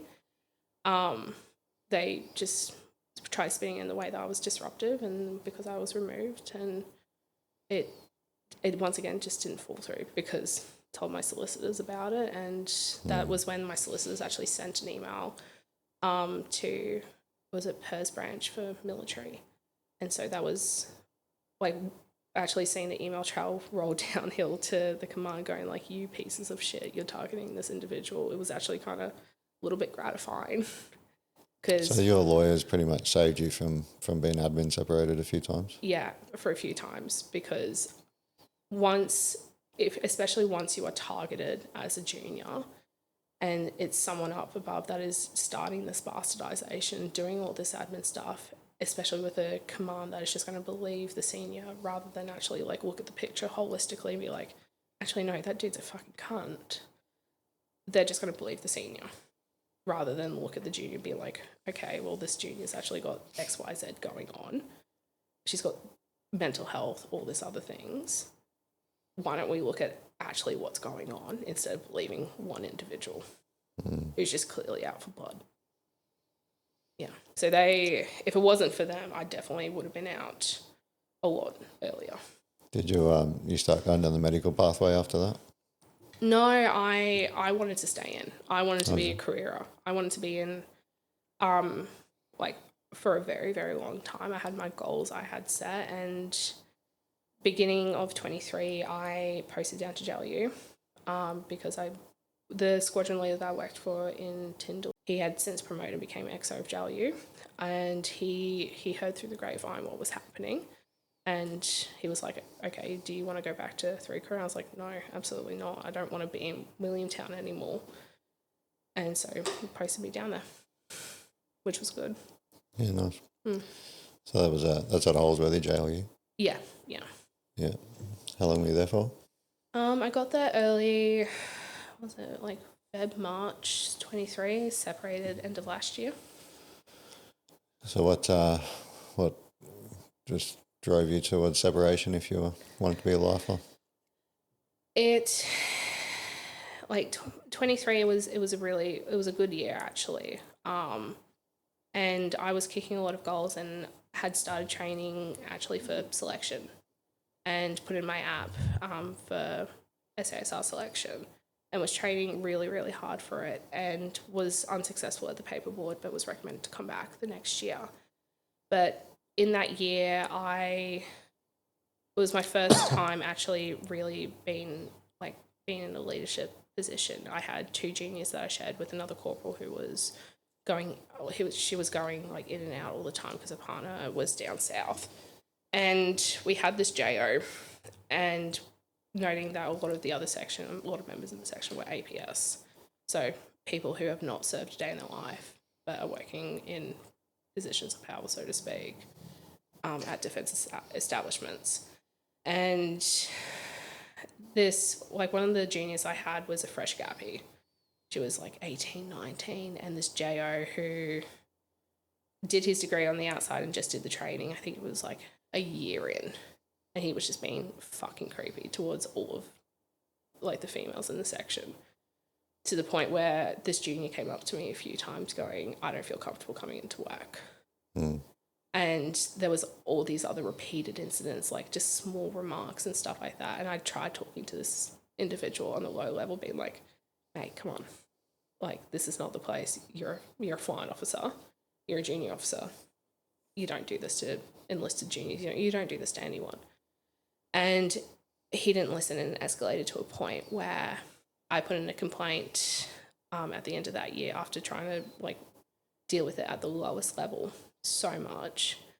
And it got investigated, and the CO at the time couldn't find anything. Well, it was just a he said, she said, no one wanted to talk, and that's fine. But because I had raised a complaint, I became a disruption to capability, and she sent me for a PM008. Again. Fucking, you're getting pretty good at these by now. Fucking hell. And that in itself was insane, because it's like, okay, there is nothing wrong. Like, we've said it a few times, so I better a PM008 is a psychological evaluation in order for the Army or the Air Force to administratively separate you, which is an involuntary discharge. Yeah. Which is raised by the chain of command. Yes, the chain of command can raise them, and why they were initially brought in was for 2 reasons: was for involuntary SEPs, but also to see how the unit can accommodate someone who was going through like mental health problems. Okay. So there is like a positive and negative towards them, but because of how Swiss cheese a lot of things are in defence, it majority of the time gets abused, and it was actually mainly used for we want to get you out. Yeah, it's fucking medically not suitable for military service. And what's interesting with, especially like with the Royal Commissions, like around this time, was like the findings of that actually concurred that a lot of the PM008 and the admin separation or admin thing for the military is majority weaponized. Because it's no longer beyond reasonable doubt like it is for DFDA. It's on the balance of probabilities, but there's no clear judgment on what that balance is. So, yeah, it's pretty shit. Yeah. So that was end of 23. Yeah, it was end of 23, and during this time, the same people that were pushing for me to go down this route were the same people that signed off for me to apply for SOCOM, signed off for me to core transfer to Army, because at this point I was done with Air Force, recommended me for promotion, were writing all these positive things because I've been working my ass off, but in the same little pen stroke, they'd finish writing all these nice things and then flip the page and be like, oh no, this person doesn't deserve me in. Okay, what is it? You're either recommending me for promotion on my PPR or letting me core transfer, or I'm too horrible to be in. Pick one. Pick one or the other. So where'd you go from there? After that, it was a very long and lengthy psychological assessment with a uniform psych this time. The previous two were just uniform psychs at the health centre, but this was an actual uniform psychologist at Randwick Barracks. And I sat with her for 2 sessions. And at the end of it, she just looked at me and she was like, you're too traumatised from defence to remain in. I'm like, what the fuck does that mean? She's like, you've had all this stuff happen to you. You were too traumatised to remain in. And I'm like, I've just been recommended for all this other stuff. I have all this positive reporting. Everything else that is indicative that I'm a good fit. Even my solicitors who looked at it and actually got someone to review it, like, yeah, this doesn't make any sense. And so the CEO, when she got that, went down the notice to show cause path, which honestly sucked so much. Yeah, that would have been a tough pill. It would have been a really, really tough pill because it's like, okay, you're doing all this stuff. Yeah, you've signed off on me to go and kick my dream goals and stuff like that. There's been no negative reporting or anything, but here you are. How did you get from that suicidal attempt or to then getting, did you remain downgraded after that? No, so I upgraded. I went from J3 to J22. What was the 2-2 for? It was for mental health. Yeah. You medicated? Yeah, it was on medication at that point, which I was also like weaning myself off it, so still was on 2-2. And pretty much all of that year was a very good year, mental health wise. Like, was actually 23, like, was actually quite happy. Was doing a lot of fun stuff in my career. Was going kicking goals, went and did ECSC as a RAAF, which was fucking awesome. What's that? Enhanced combat shooting at Singleton. Oh. Yeah, it was really fun, and went back up a few times afterwards just to go do battle lane again or just get rounds down range and just practice. Like, the combat shooting cell at Single were actually amazing and facilitating all my dumb questions and my dumb rapiness. So I really got to thank them for the time that they had, because at that time I was prepping to hop back on selection and do that. And so, like, I was a lot of the time was prepping for that, which was a good outlet. Yeah, nice. Yeah. But when all that stuff kicked off, it sent me down a really dark place, because I'm like, this can't be happening. Like, why the fuck is this happening? And the mental health really came back up in a nasty way. Like, and it sort of kind of concurred with, like, I didn't properly process what had happened in 22, and I just dove myself into something and just tried to use that as an outlet and bury myself into that rather than actually properly dealing with it and going through all the motions of that and actually recovering from it. Yeah. Well, did you talk it through with friends and family and stuff? And the attempt, yeah, that was probably one of the more difficult chats I've ever had to have. Was with my friends and family. A lot of my friends, they had an inkling that they had a lot of inklings that something wasn't right in the conversations leading up to it, but actually telling them that this had occurred absolutely broke them. I remember telling my mum the day after, or day or so after, like, hey, this has just happened. And we both made the decision that we wouldn't tell Dad until I was up in coughs on leave. And that conversation with Dad actually, like, it broke me. Because Dad and I have always been very, very close. Like, we have a lot of fond memories together. Like, every single time I'd post somewhere, if he could drive me there, we'd make a little road trip out of it. And after my assault, as soon as he heard it happened, he booked a flight and was on the flight to Darwin the next day. So having that conversation with him was actually really, really hard, and he didn't take it well. Yeah, couldn't protect his little girl. Yeah, it's some of the stuff he said, like he didn't say a lot, but the things he said afterwards, it's actually like burnt to my brain, is probably the reason why, when I did relapse in 24, why I didn't go down that path.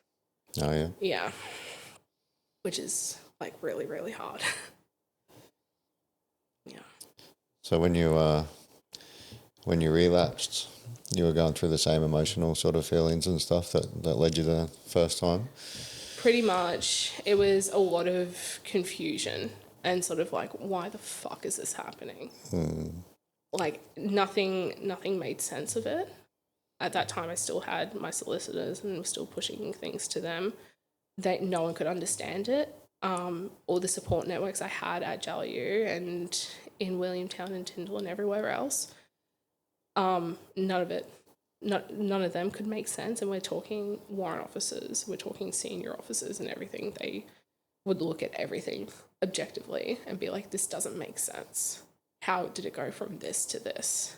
How did it go from you literally being a bee stick away from core transferring, literally had my uniforms and my beret and everything, and having the letter to go back to reapply to SOCOM the next year to this within a span of a month? None of it makes sense. Was it just one person that became a roadblock, or what was it? It was 3 people in particular. It was the CO at the time, the JO, and the APS boss, who were quite instrumental in that. Like, the CO, when the day she handed me my notice to show cause, the following week she awarded the same JO Employee of the Year. Oh, really? Yeah. So it's like, okay, make that make sense. Yeah, right. Show me that you've made a unbiased decision based on this. So you've sort of stood up for other junior enlisted under your sort of supervision by making a complaint against this officer that was harassing them, and then they've thrown you under the bus. Yeah. It's exactly what happened. Doesn't make sense. Doesn't make people fucking want to stand up for themselves or anybody else either. No. And that's what promoted a huge culture of silence. And I remember last year when I first brought it to Senator Shoebridge, going like, I'm losing a battle here, and we've tried every avenue, like my solicitors and I've tried every avenue. Let's now take this to him. Even him looking at it, and he's a lawyer by trade, looking at it, he's just gone, none of this makes sense. And we sat down for multiple meetings with other members in his office, and they're just looking at it going, what the fuck is actually happening? And nobody could overturn the CO's decision, though? No. But along that time, from end of 23 through to mid 24, I lost my faith in the service, which is a really horrible thing to admit and say. But during this process, the physical cost that it had to me, not only mental health-wise, but physically, I no longer could believe in that service, that it was the values that I signed up for. It was the oath I took. It wasn't something I believed in anymore. Yeah, it's funny you mentioned earlier that when I asked you if you would recommend it to other females, you said that you would, even though you had your struggles and that you still... There's still a lot of good people in. I do believe that. I personally, after the shit I went through at 3 Crew with those individuals, then going into JLU East, I couldn't stand for that anymore. But also noting in that time that the CO that was there, she's transferred back to the Royal Navy. The APS, I believe, is on his way out. So you don't believe the organisation's broken, you just think that there's a lot of bad seeds. There's a lot of bad seeds in there which add to cultural problems depending on where you are. But even though I had 2 really bad postings with horrible people, it doesn't discount the good people I also had at those postings.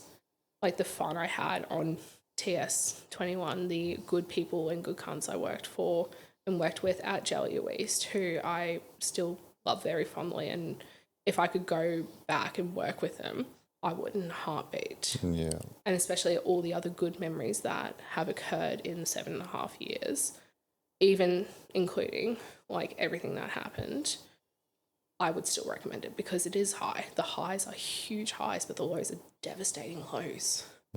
Yeah. Yeah. So was that the end of the road? Was that a admin SEP based on that? No, it was a med SEP. It was a med SEP because just the mental health relapse, but also what really kicked off the mental health stuff around that time at the end of 23 was I had a ectopic miscarriage. I'm sorry to be insensitive. What's ectopic mean? So an ectopic miscarriage is where, like, because you have your normal miscarriage where it's baby forms in the uterus and it doesn't work out.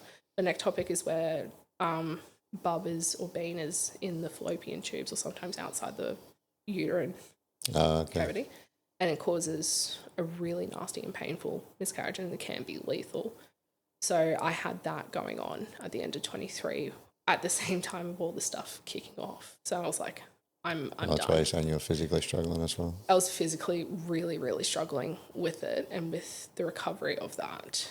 So I was done. Yeah. And how did you go with the transition into civilian world? I think my transition out was actually for me quite easy initially because I spent a good portion of last year on med leave and I threw myself into a bodybuilding prep and competed end of last year. When I first started that prep was when a lot of the stuff was going on, and even just having a training session with my coach off base was it was difficult. Like I remember this one session that we had where I was training with my coach and I remember just doing the bare minimum that I could possibly do, but I'd have these moments where I just feel like just crawling into a shell and just being overcome with emotion and just start crying. And there was a few times where bosses had to pick me up and just push me on and egg me on. And I probably wouldn't have gone through last year if it wasn't for him, because he was one of the people that actually was outside defence that saw everything but still supported. Yeah. Yeah. But throwing myself into that prep, because I was still living on base, and doing that bodybuilding prep made sure I went and walked at least twice a day, ate the right food, still worked out, got me off base. So I feel like my transition out was actually quite easy because of that. Yeah, you had time to adjust while you were still in. Yeah, with the time off and everything. Would you say that you're past the suicidal ideations and stuff, or? Oh, absolutely. Even now, they never really leave. Sometimes they're good, sometimes they're not as bad, but sometimes they are pretty gnarly. I don't think once you go through something like that it ever really leaves you. Even if it's just an intrusive thought, it never really goes away. You just deal with it a lot better. What protective mechanisms do you have? Well, I have my horse Baz, and I still gym and journal, and I try and keep as active as I can with it. But also acknowledging it and doing a lot of CBT therapy with that and acknowledging the feelings and acknowledge why I'm feeling like this and trying to find the root stem of it has really helped. Yeah, so you got a good psychologist. I've got a fantastic psychologist. I started seeing her, was it end of 23? She's still Sydney based and we just do telecon. Yeah, she's great. Yeah, awesome. I noticed you've got Jocko's quite good on your arm there. Is that based on all the bad stuff that's sort of transpired? Yeah, I'm not a massive, huge Jocko fan. Like I've got like, yeah, like some of the stuff, like I listen, I'm like, oh, okay. But that particular quote, like it's everything that's been thrown at me in my life has made me a better person. All the good, all the bad. So like even when something small, bad happens nowadays, it's just like, okay, this is all right. Good. Can do something else, can do something better. And it's always worked out. If it's not, fucking heaps of people have reposted it. It won't be fucking copywritten. I'll chuck that little clip in. One of my direct subordinates, one of my guys that worked for me, he would call me up or pull me aside with some major problem, some issue that was going on. And he'd say, boss, we got this and that and the other thing. And I'd look at him and I'd say, good. And finally one day he was telling me about some issue that he was having, some problem. And he said, I already know what you're going to say. And I said, well, what am I going to say? He said, you're going to say good.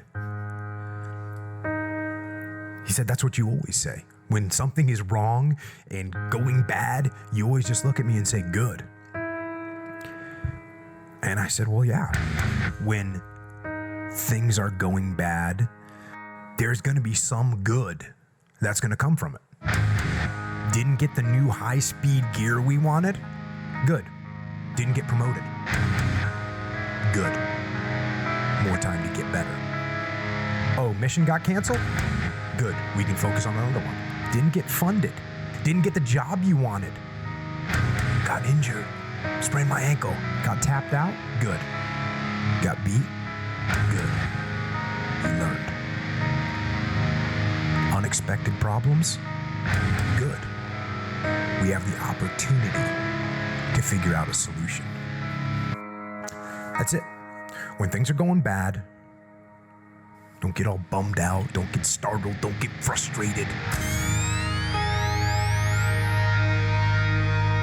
If you can say the word good, guess what? It means you're still alive. It means you're still breathing. And if you're still breathing, well then hell, you still got some fight left in you. So get up, dust off, reload, recalibrate, re-engage, and go out on the attack.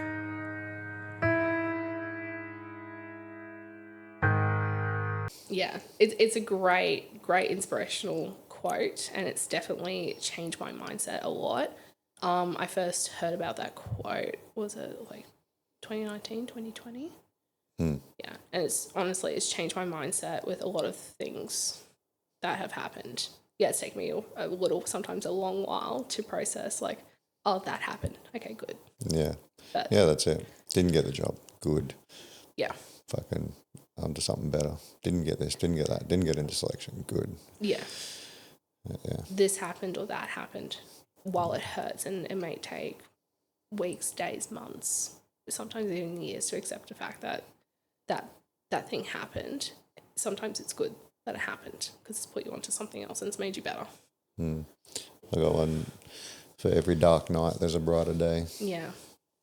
I was going through some dark times. Yeah. Yeah, so you've got, now that you're, what are you doing here in Brisbane? I'm just a uni student now, which is honestly, it's so good. Why'd you come here if you got no one here? I got into Australian Catholic Uni. I don't have a HSC or ATAR, but ACU has a veteran pathway. Yeah, has a very, very good veterans program where they convert years of service into an ATAR, and you can go into a university program at ACU with it. And I picked paramedicine because I've been first first on scene a few times for a few things, and it's just come naturally to me. I've always liked the medical side of things and find that really, really interesting. So I applied for that, I want to say like October, November last year. Yeah, and you were down in Sydney at the time? I was... Or Newcastle way? Yeah, I was down in... I think I was still like living in... Yeah, I was still on Holsworthy, but I was sort of like in between there and Coffs Harbour, because after I discharged, I moved to Coffs for a little bit until my house was ready up here. Yeah. Yeah, so I think I moved up here in like February. So you're pretty fresh in your paramedicine degree. Year. Yeah, which is good. Going well. It's kind of like drinking out of a fire hose, full pelt sometimes. Like it's intense, but I love it. It's so good. And I see you're also a cut woman. Cutman. They still call you Cutman. Cutman for MMA. Yeah. That's pretty cool. Yeah. From our mutual friend. How'd you get into that? I met him after you, actually. Yeah. I actually I fell into that by accident. Beginning of this year, I was cornering a mate who was fighting at Veteran Fight Night. Why were you cornering them? Do you do martial arts as well? I did martial arts. I've tinkered in martial arts for the last few years. I say tinkered very, very loosely. Was doing it a little bit. Was doing jiu-jitsu in 2020 when I was doing a lot of the old COVID stuff in Darwin. And then when I moved down to Newcastle, I started it a little bit there, and just because I'm so time poor now, I've sort of not progressed with it. Still love it, and I still think combat sports is essential, especially for veterans, but I'm just too time poor at the moment to other priorities. Yeah. Probably once uni settles down a little bit, I'll look at getting back into it. I do miss it a little bit. So your friend just asked you to come in and be a water girl or something? Yeah, pretty much. She's a cracker of a Muay Thai fighter, and she was fighting for Vet Fight Night, which was up in Sunny Coast, and I think it's run pretty much every year. Yeah. And it's a cracker of a night. This was my first year actually doing it. And I remember walking in there, and Punchy, who runs it... Punchy. I actually can't remember his full name. I just know him as Punchy because that's his nickname. Lovely, lovely guy. And he was like, medic. And I was like, is that the big bald-headed dude? Yeah. Yeah. I've seen videos. Yeah. He's an Eternal. He used to fight for Eternal. Not too sure what division. I'm sorry, Punchy, if I got it wrong. But him and a few others run Veterans MMA up in Sunshine Coast, which is integrated MMA. Yeah. Yeah. Yeah, I met him one time. I went up there with Soldier Recovery Centre, with all the staff. We all went up we met him and Nathan from the surfing, veteran surfing stuff. Nathan Tolman. Oh. I don't know, his name's Nathan Punk, I think, on Facebook. Yeah, Tolman. Yeah, so they were running that beginning of this year, and a lot of not only current serving, some of the majority of the boys, or a lot of the boys at 6 RAAF came up and fought in Vet Fight Night, but a lot of veterans as well. And it's pretty much just an exhibition match. But they were down a medic. The medic pulled out last minute, and I got asked if I could do it, and I was like, you know what, fuck it, this is a good chance for me. Like in single swim? Yeah, pretty much. And I loved it. It was very, very green on the tools, but I frothed it. But two of the people that were there were Mal, who was doing cart work, and also Phil Cassidy, who runs Cassidy Combat Club up in Sunshine Coast and runs Couch the Cage, that is now being moved to Infliction, and also runs JMAC for Australia, which is really, really awesome for him and what he's doing in that space. And he was reffing, Mal was doing cart work, and after that, Phil came up to me and was like, hey, would you be interested in doing medic for the JMAC and potentially the Couch the Cage that night? And I was like, yeah, maybe, we'll see. It's a few weeks ahead, and I had a laparoscopy a few weeks earlier, so I was like, see how the belly's feeling. But I actually ended up going that night, loved it, stayed around for Couch the Cage, loved it even more, and then next thing I know, I'm in the Facebook group, and I think it was like 2 or so weeks later, I was at Eternal at Southport Sharks shadowing Mal, and yeah, the rest is history. Yeah. Nice. Just fell into it. Yeah, Mal, he's been awesome, and I have a lot of love and respect for that guy. He's really shown me the ropes with this, and was it a couple of weeks ago we did our first pro card. Oh, I did my first pro card. And I remember I was just freaking out the entire time. Like, I wasn't initially rostered on, but the cutman that had to pull out last minute. And so I found out on like the Thursday that I was working the Saturday, and I was like, oh my God, this is my first pro card. This is on UFC Fight Pass. Like, what the fuck? And Mal was like, you're fine. You're chill. And I'm like, I'm not chill. I'm not chill. Yeah, nice. Yeah, Malcolm Roberts, he super nice dude, actually. I've actually seen a couple of his lived experience chats. He used to come into Soldier Recovery sometimes and give the boys and girls some lived experience from his time as a medic in Afghan when he tended to Paul Warren. And yeah, I met him the other day at his office and had a chat about you and the fight scene and stuff. Yeah, it's great guy. Yeah, it's awesome. I'm well and truly blessed with who I get to work with for MMAA. Like, we've got a cracker bunch of people, and like everyone has just been so lovely and accommodating. Like, I'm still quite junior to the scene, and everyone's just been awesome. Like, I'm so blessed to work with the people I do. That's what Malcolm was saying. It's a very tight-knit, supportive community. It's honestly incredible. There's not a time where I rock up to work, even if I have to drive out to Warwick and do a show, where I'm like, oh, fuck, I don't want to do this. It's like, actually, like, I love my job. It's great. Awesome. And I can't wait to grow into it even more. You're going to get in the cage? Not as a cut woman, but as a fucking throw on the leather? What, as a fighter? No, I'm too much of a little bitch to do that. I do not have the coordination to do that. I'm going to stick to my posing in a sparkly bikini and heels on stage. Yeah, so that's your other hobbies. You do your horse. You do show stuff with the horse, or you just love riding and stuff? At the moment, it's just the love of it. I sort of got a bit of compassion fatigue when I was in the territory competing every weekend.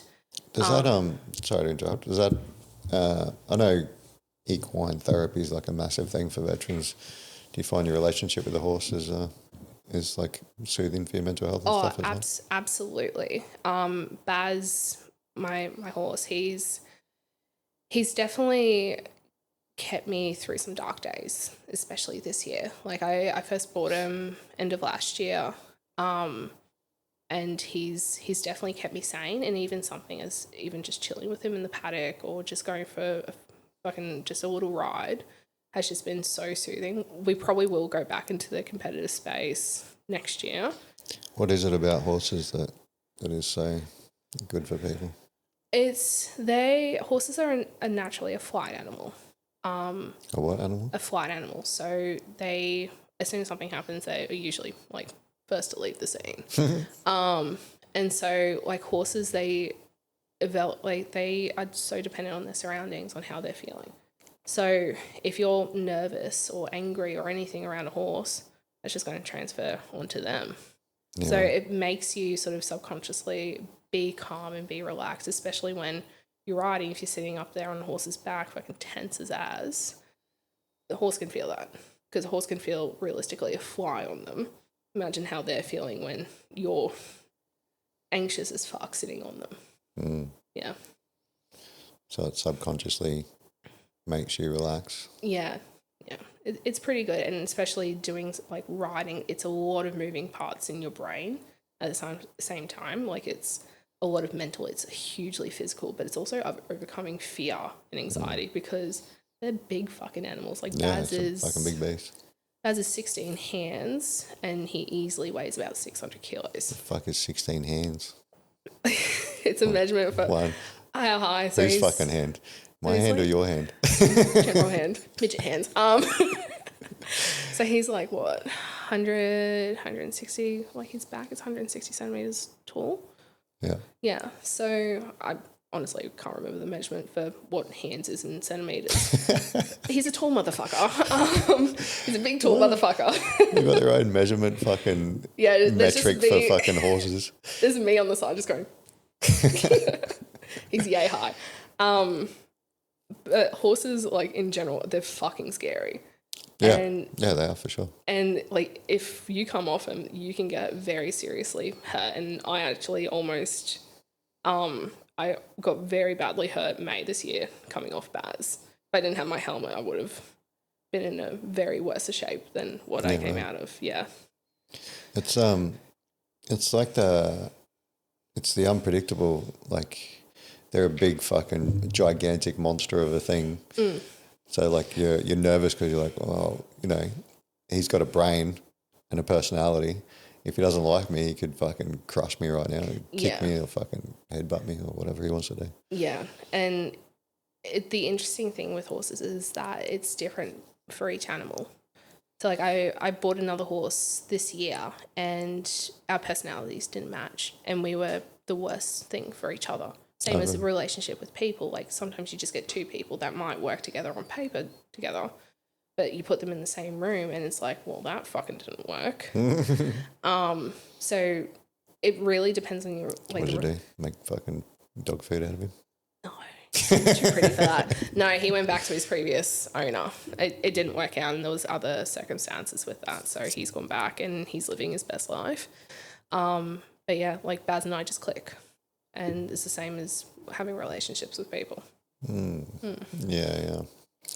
Nice. And the last thing on your fucking massive list of hobbies was bodybuilding. Yeah.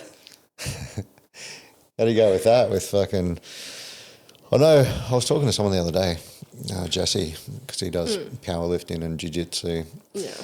There's someone with some pretty hectic injuries. Yeah. How do you manage to do heavy lifting and massive amount of weights with injuries? I don't usually lift heavy amounts, and if I do, it's super, super controlled. There's a lot of build up, weeks and weeks to lifting. More high rep sort of stuff? Yeah, it's very low rep or certain movements at a certain weight because I have a shit ton of injuries. So it's very managing that. It's not like powerlifting where I'm just like ego lifting. A barbell, it's actually very, very controlled. It's very muscle memory or mind to muscle engagement. Yeah. And actually working on I guess with bodybuilding you can do it way more controlled with like machines and stuff rather than barbells. Which it's been really good with the injuries I do have, actually scaling it back down and not ego lifting and actually just being more controlled and more sort of science with it. Yeah. Cool. And obviously there's been a pretty heavy mental health side of things on this. Any sort of you said, you know, you feel like you're in a better place and you've got protective mechanisms and things are pretty good now. Any sort of tips for young punters that maybe struggling with stuff or going through some stuff in the military that you would suggest that to help? Like with mental health or with the whole like admin thing? Well, that's kind of its own little beast, but just with mental health stuff, like anything like, you know, make sure you fucking have this or see a psychologist. Don't be shy to fucking reach out for help or... See an off-base psychologist is probably the big one, I would say. Like, there's so much, like, bro talk around it. Like, oh, if you go to the RAAF, which is the case, like, if you go to RAAF and see a psychologist there, you're going to get downgraded. But not a lot of people know that you can actually go see an off-base psychologist or go see Open Arms and it won't be reported. Like, you can go see an off-base psychologist and not be downgraded. Yeah. There's, like, the mech status and all the policy surrounding that is actually, it needs improvement, like everything does, but it can actually be used in favour. So you don't have to go to the RAAF and be constantly downgraded. Like, you can actually go and get the support you need and not fear of repercussion. Yeah. I think the fear of repercussion is you're not supposed to, right? You're supposed to report everything. Yeah. But yeah, that is true. Like if you go to Open Arms to see a psych, which is free to all veterans and service personnel, there's no mandatory reporting. It's medical in confidence. Yeah. So they're not going to call you fucking chain of command and let them know. I think especially for not just young people, but a lot of people, they don't want to be seen as that person going to med appointments or going to get help because they don't want to be fear of being put out by their chain, by their mates, or being the lingo or whatever. When reality is, are those guys going to really like help you when you're in the shit? Like I thought my chain and my like some of the people that I cared about at the unit were going to really be there for me when I wanted to try and kick the can. They couldn't give a rat's ass. They thought I was joking half the time. And it's like, okay, no. The only person that's realistically going to look after you is you. Yeah, you might be blessed with some other people, but no one's going to come in and Superman you.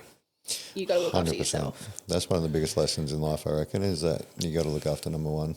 Absolutely. At the end of the day, all those people that you do stuff for and you dress for and you act for, like, they don't give a fuck. They live in their own life with their own insecurities. Like, just do you and look after yourself. And the massive thing that I've sort of come to realise, like, since separating and all the stuff with the mental health and everything like that, are those people really going to give a shit what you like outside?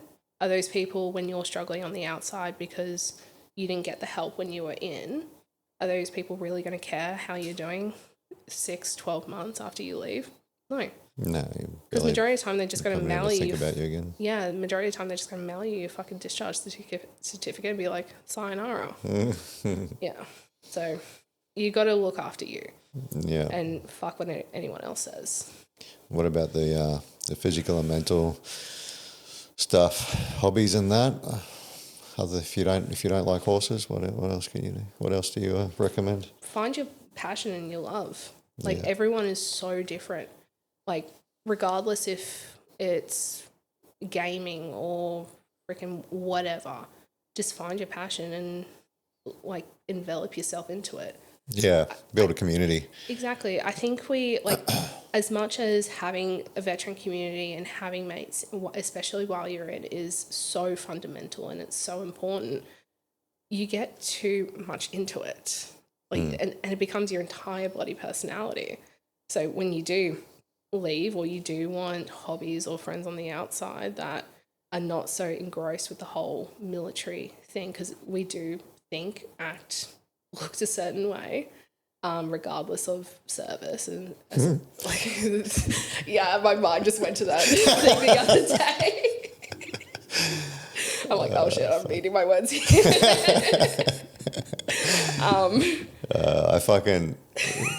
She posted a video of a dude walking out in cargo pants and a polo shirt and a hat saying, fucking tell me you're a veteran without telling me you're a veteran. And it was literally exactly what I was wearing. Like that. It's like, I don't want to dress like I'm in the military, every military person ever. It's like you either dress like that or you dress like a cowboy or in PTE all the time. It's no in between. But like, yeah, circling back, it's just having a connection on the outside, because when stuff does get hard, when your family's like struggling, your relationships are struggling, you're going through a breakup or shit's happening at work, you need people outside of work that are actually going to understand you as a person, not Private Joe blogs or fucking Captain What's-He-Facey. Yeah. Yeah. Don't make it your entire personality. Yeah. There's a life outside of uniform, and as much, this is going to be a hard thing to say, but as much as we want to live and breathe the uniform, live and breathe service, and as much as we make it our personality, whether you're in or you're out, it's not all about that. Yeah, 100%. Yeah. I used to try and preach that to soldiers at the recovery centre all the time, was don't make it your entire identity. Yeah. Like, don't introduce yourself as, I'm Harley, I'm a veteran. Yeah. Or even worse, I'm Harley, I'm an injured veteran. Like, I'm Harley, I'm a dad, I'm a snowboarder, I'm a Muay Thai guy, I do this, I do that, whatever. Yeah. I love the beach. Yeah. Don't make the veteran thing everything. Yeah. Like, by all means, if you want to use the veteran, like, term or title to progress in career or whatever, go for it. You do you, boo. But involve, like, 100% living and breathing it is not healthy. Yeah. Yeah. Yeah, especially if you identify with that injured thing. And it's real hard, right, because you go through the whole medical system and you have to explain your story and I've got this and this and this and for these reasons and you say it so many times to so many different clinicians and then it just starts becoming, like, that's who I am, like, and then somebody on the street asks you and you're like, oh, I've got this and this and this injury. Like, oh, fucking, no one asked you that, mate. Like, yeah, like it's so interesting because, like, I went through sort of that exactly. Like, when I was discharging, I was in cuffs for a little bit and then I went overseas and got back and, like, surrounded myself back with military people when I was in Serbia. And then coming back, it's like, oh, I've got these injuries. And even before that, it's got these injuries. And I'm like, sort of, what the fuck? And then going back into sort of like that paramilitary space of dealing, like, with vets and current serving over in Serbia. And it's like, oh, okay, I'm back with my people. And I'm back in Civvy Street where it's like, you're injured from what? yeah, fun times. cool. Anything else you want to promote or fucking talk about while you're here? Can't really think of anything, can you? Nah, it was a good conversation. It was a very good conversation. Thanks for opening up about your life. Anytime. Cool. Awesome. Thanks, Becky. Good to see you. Good to meet you. You too. Yeah. Cheers. Bye. Bye. Bye, guys.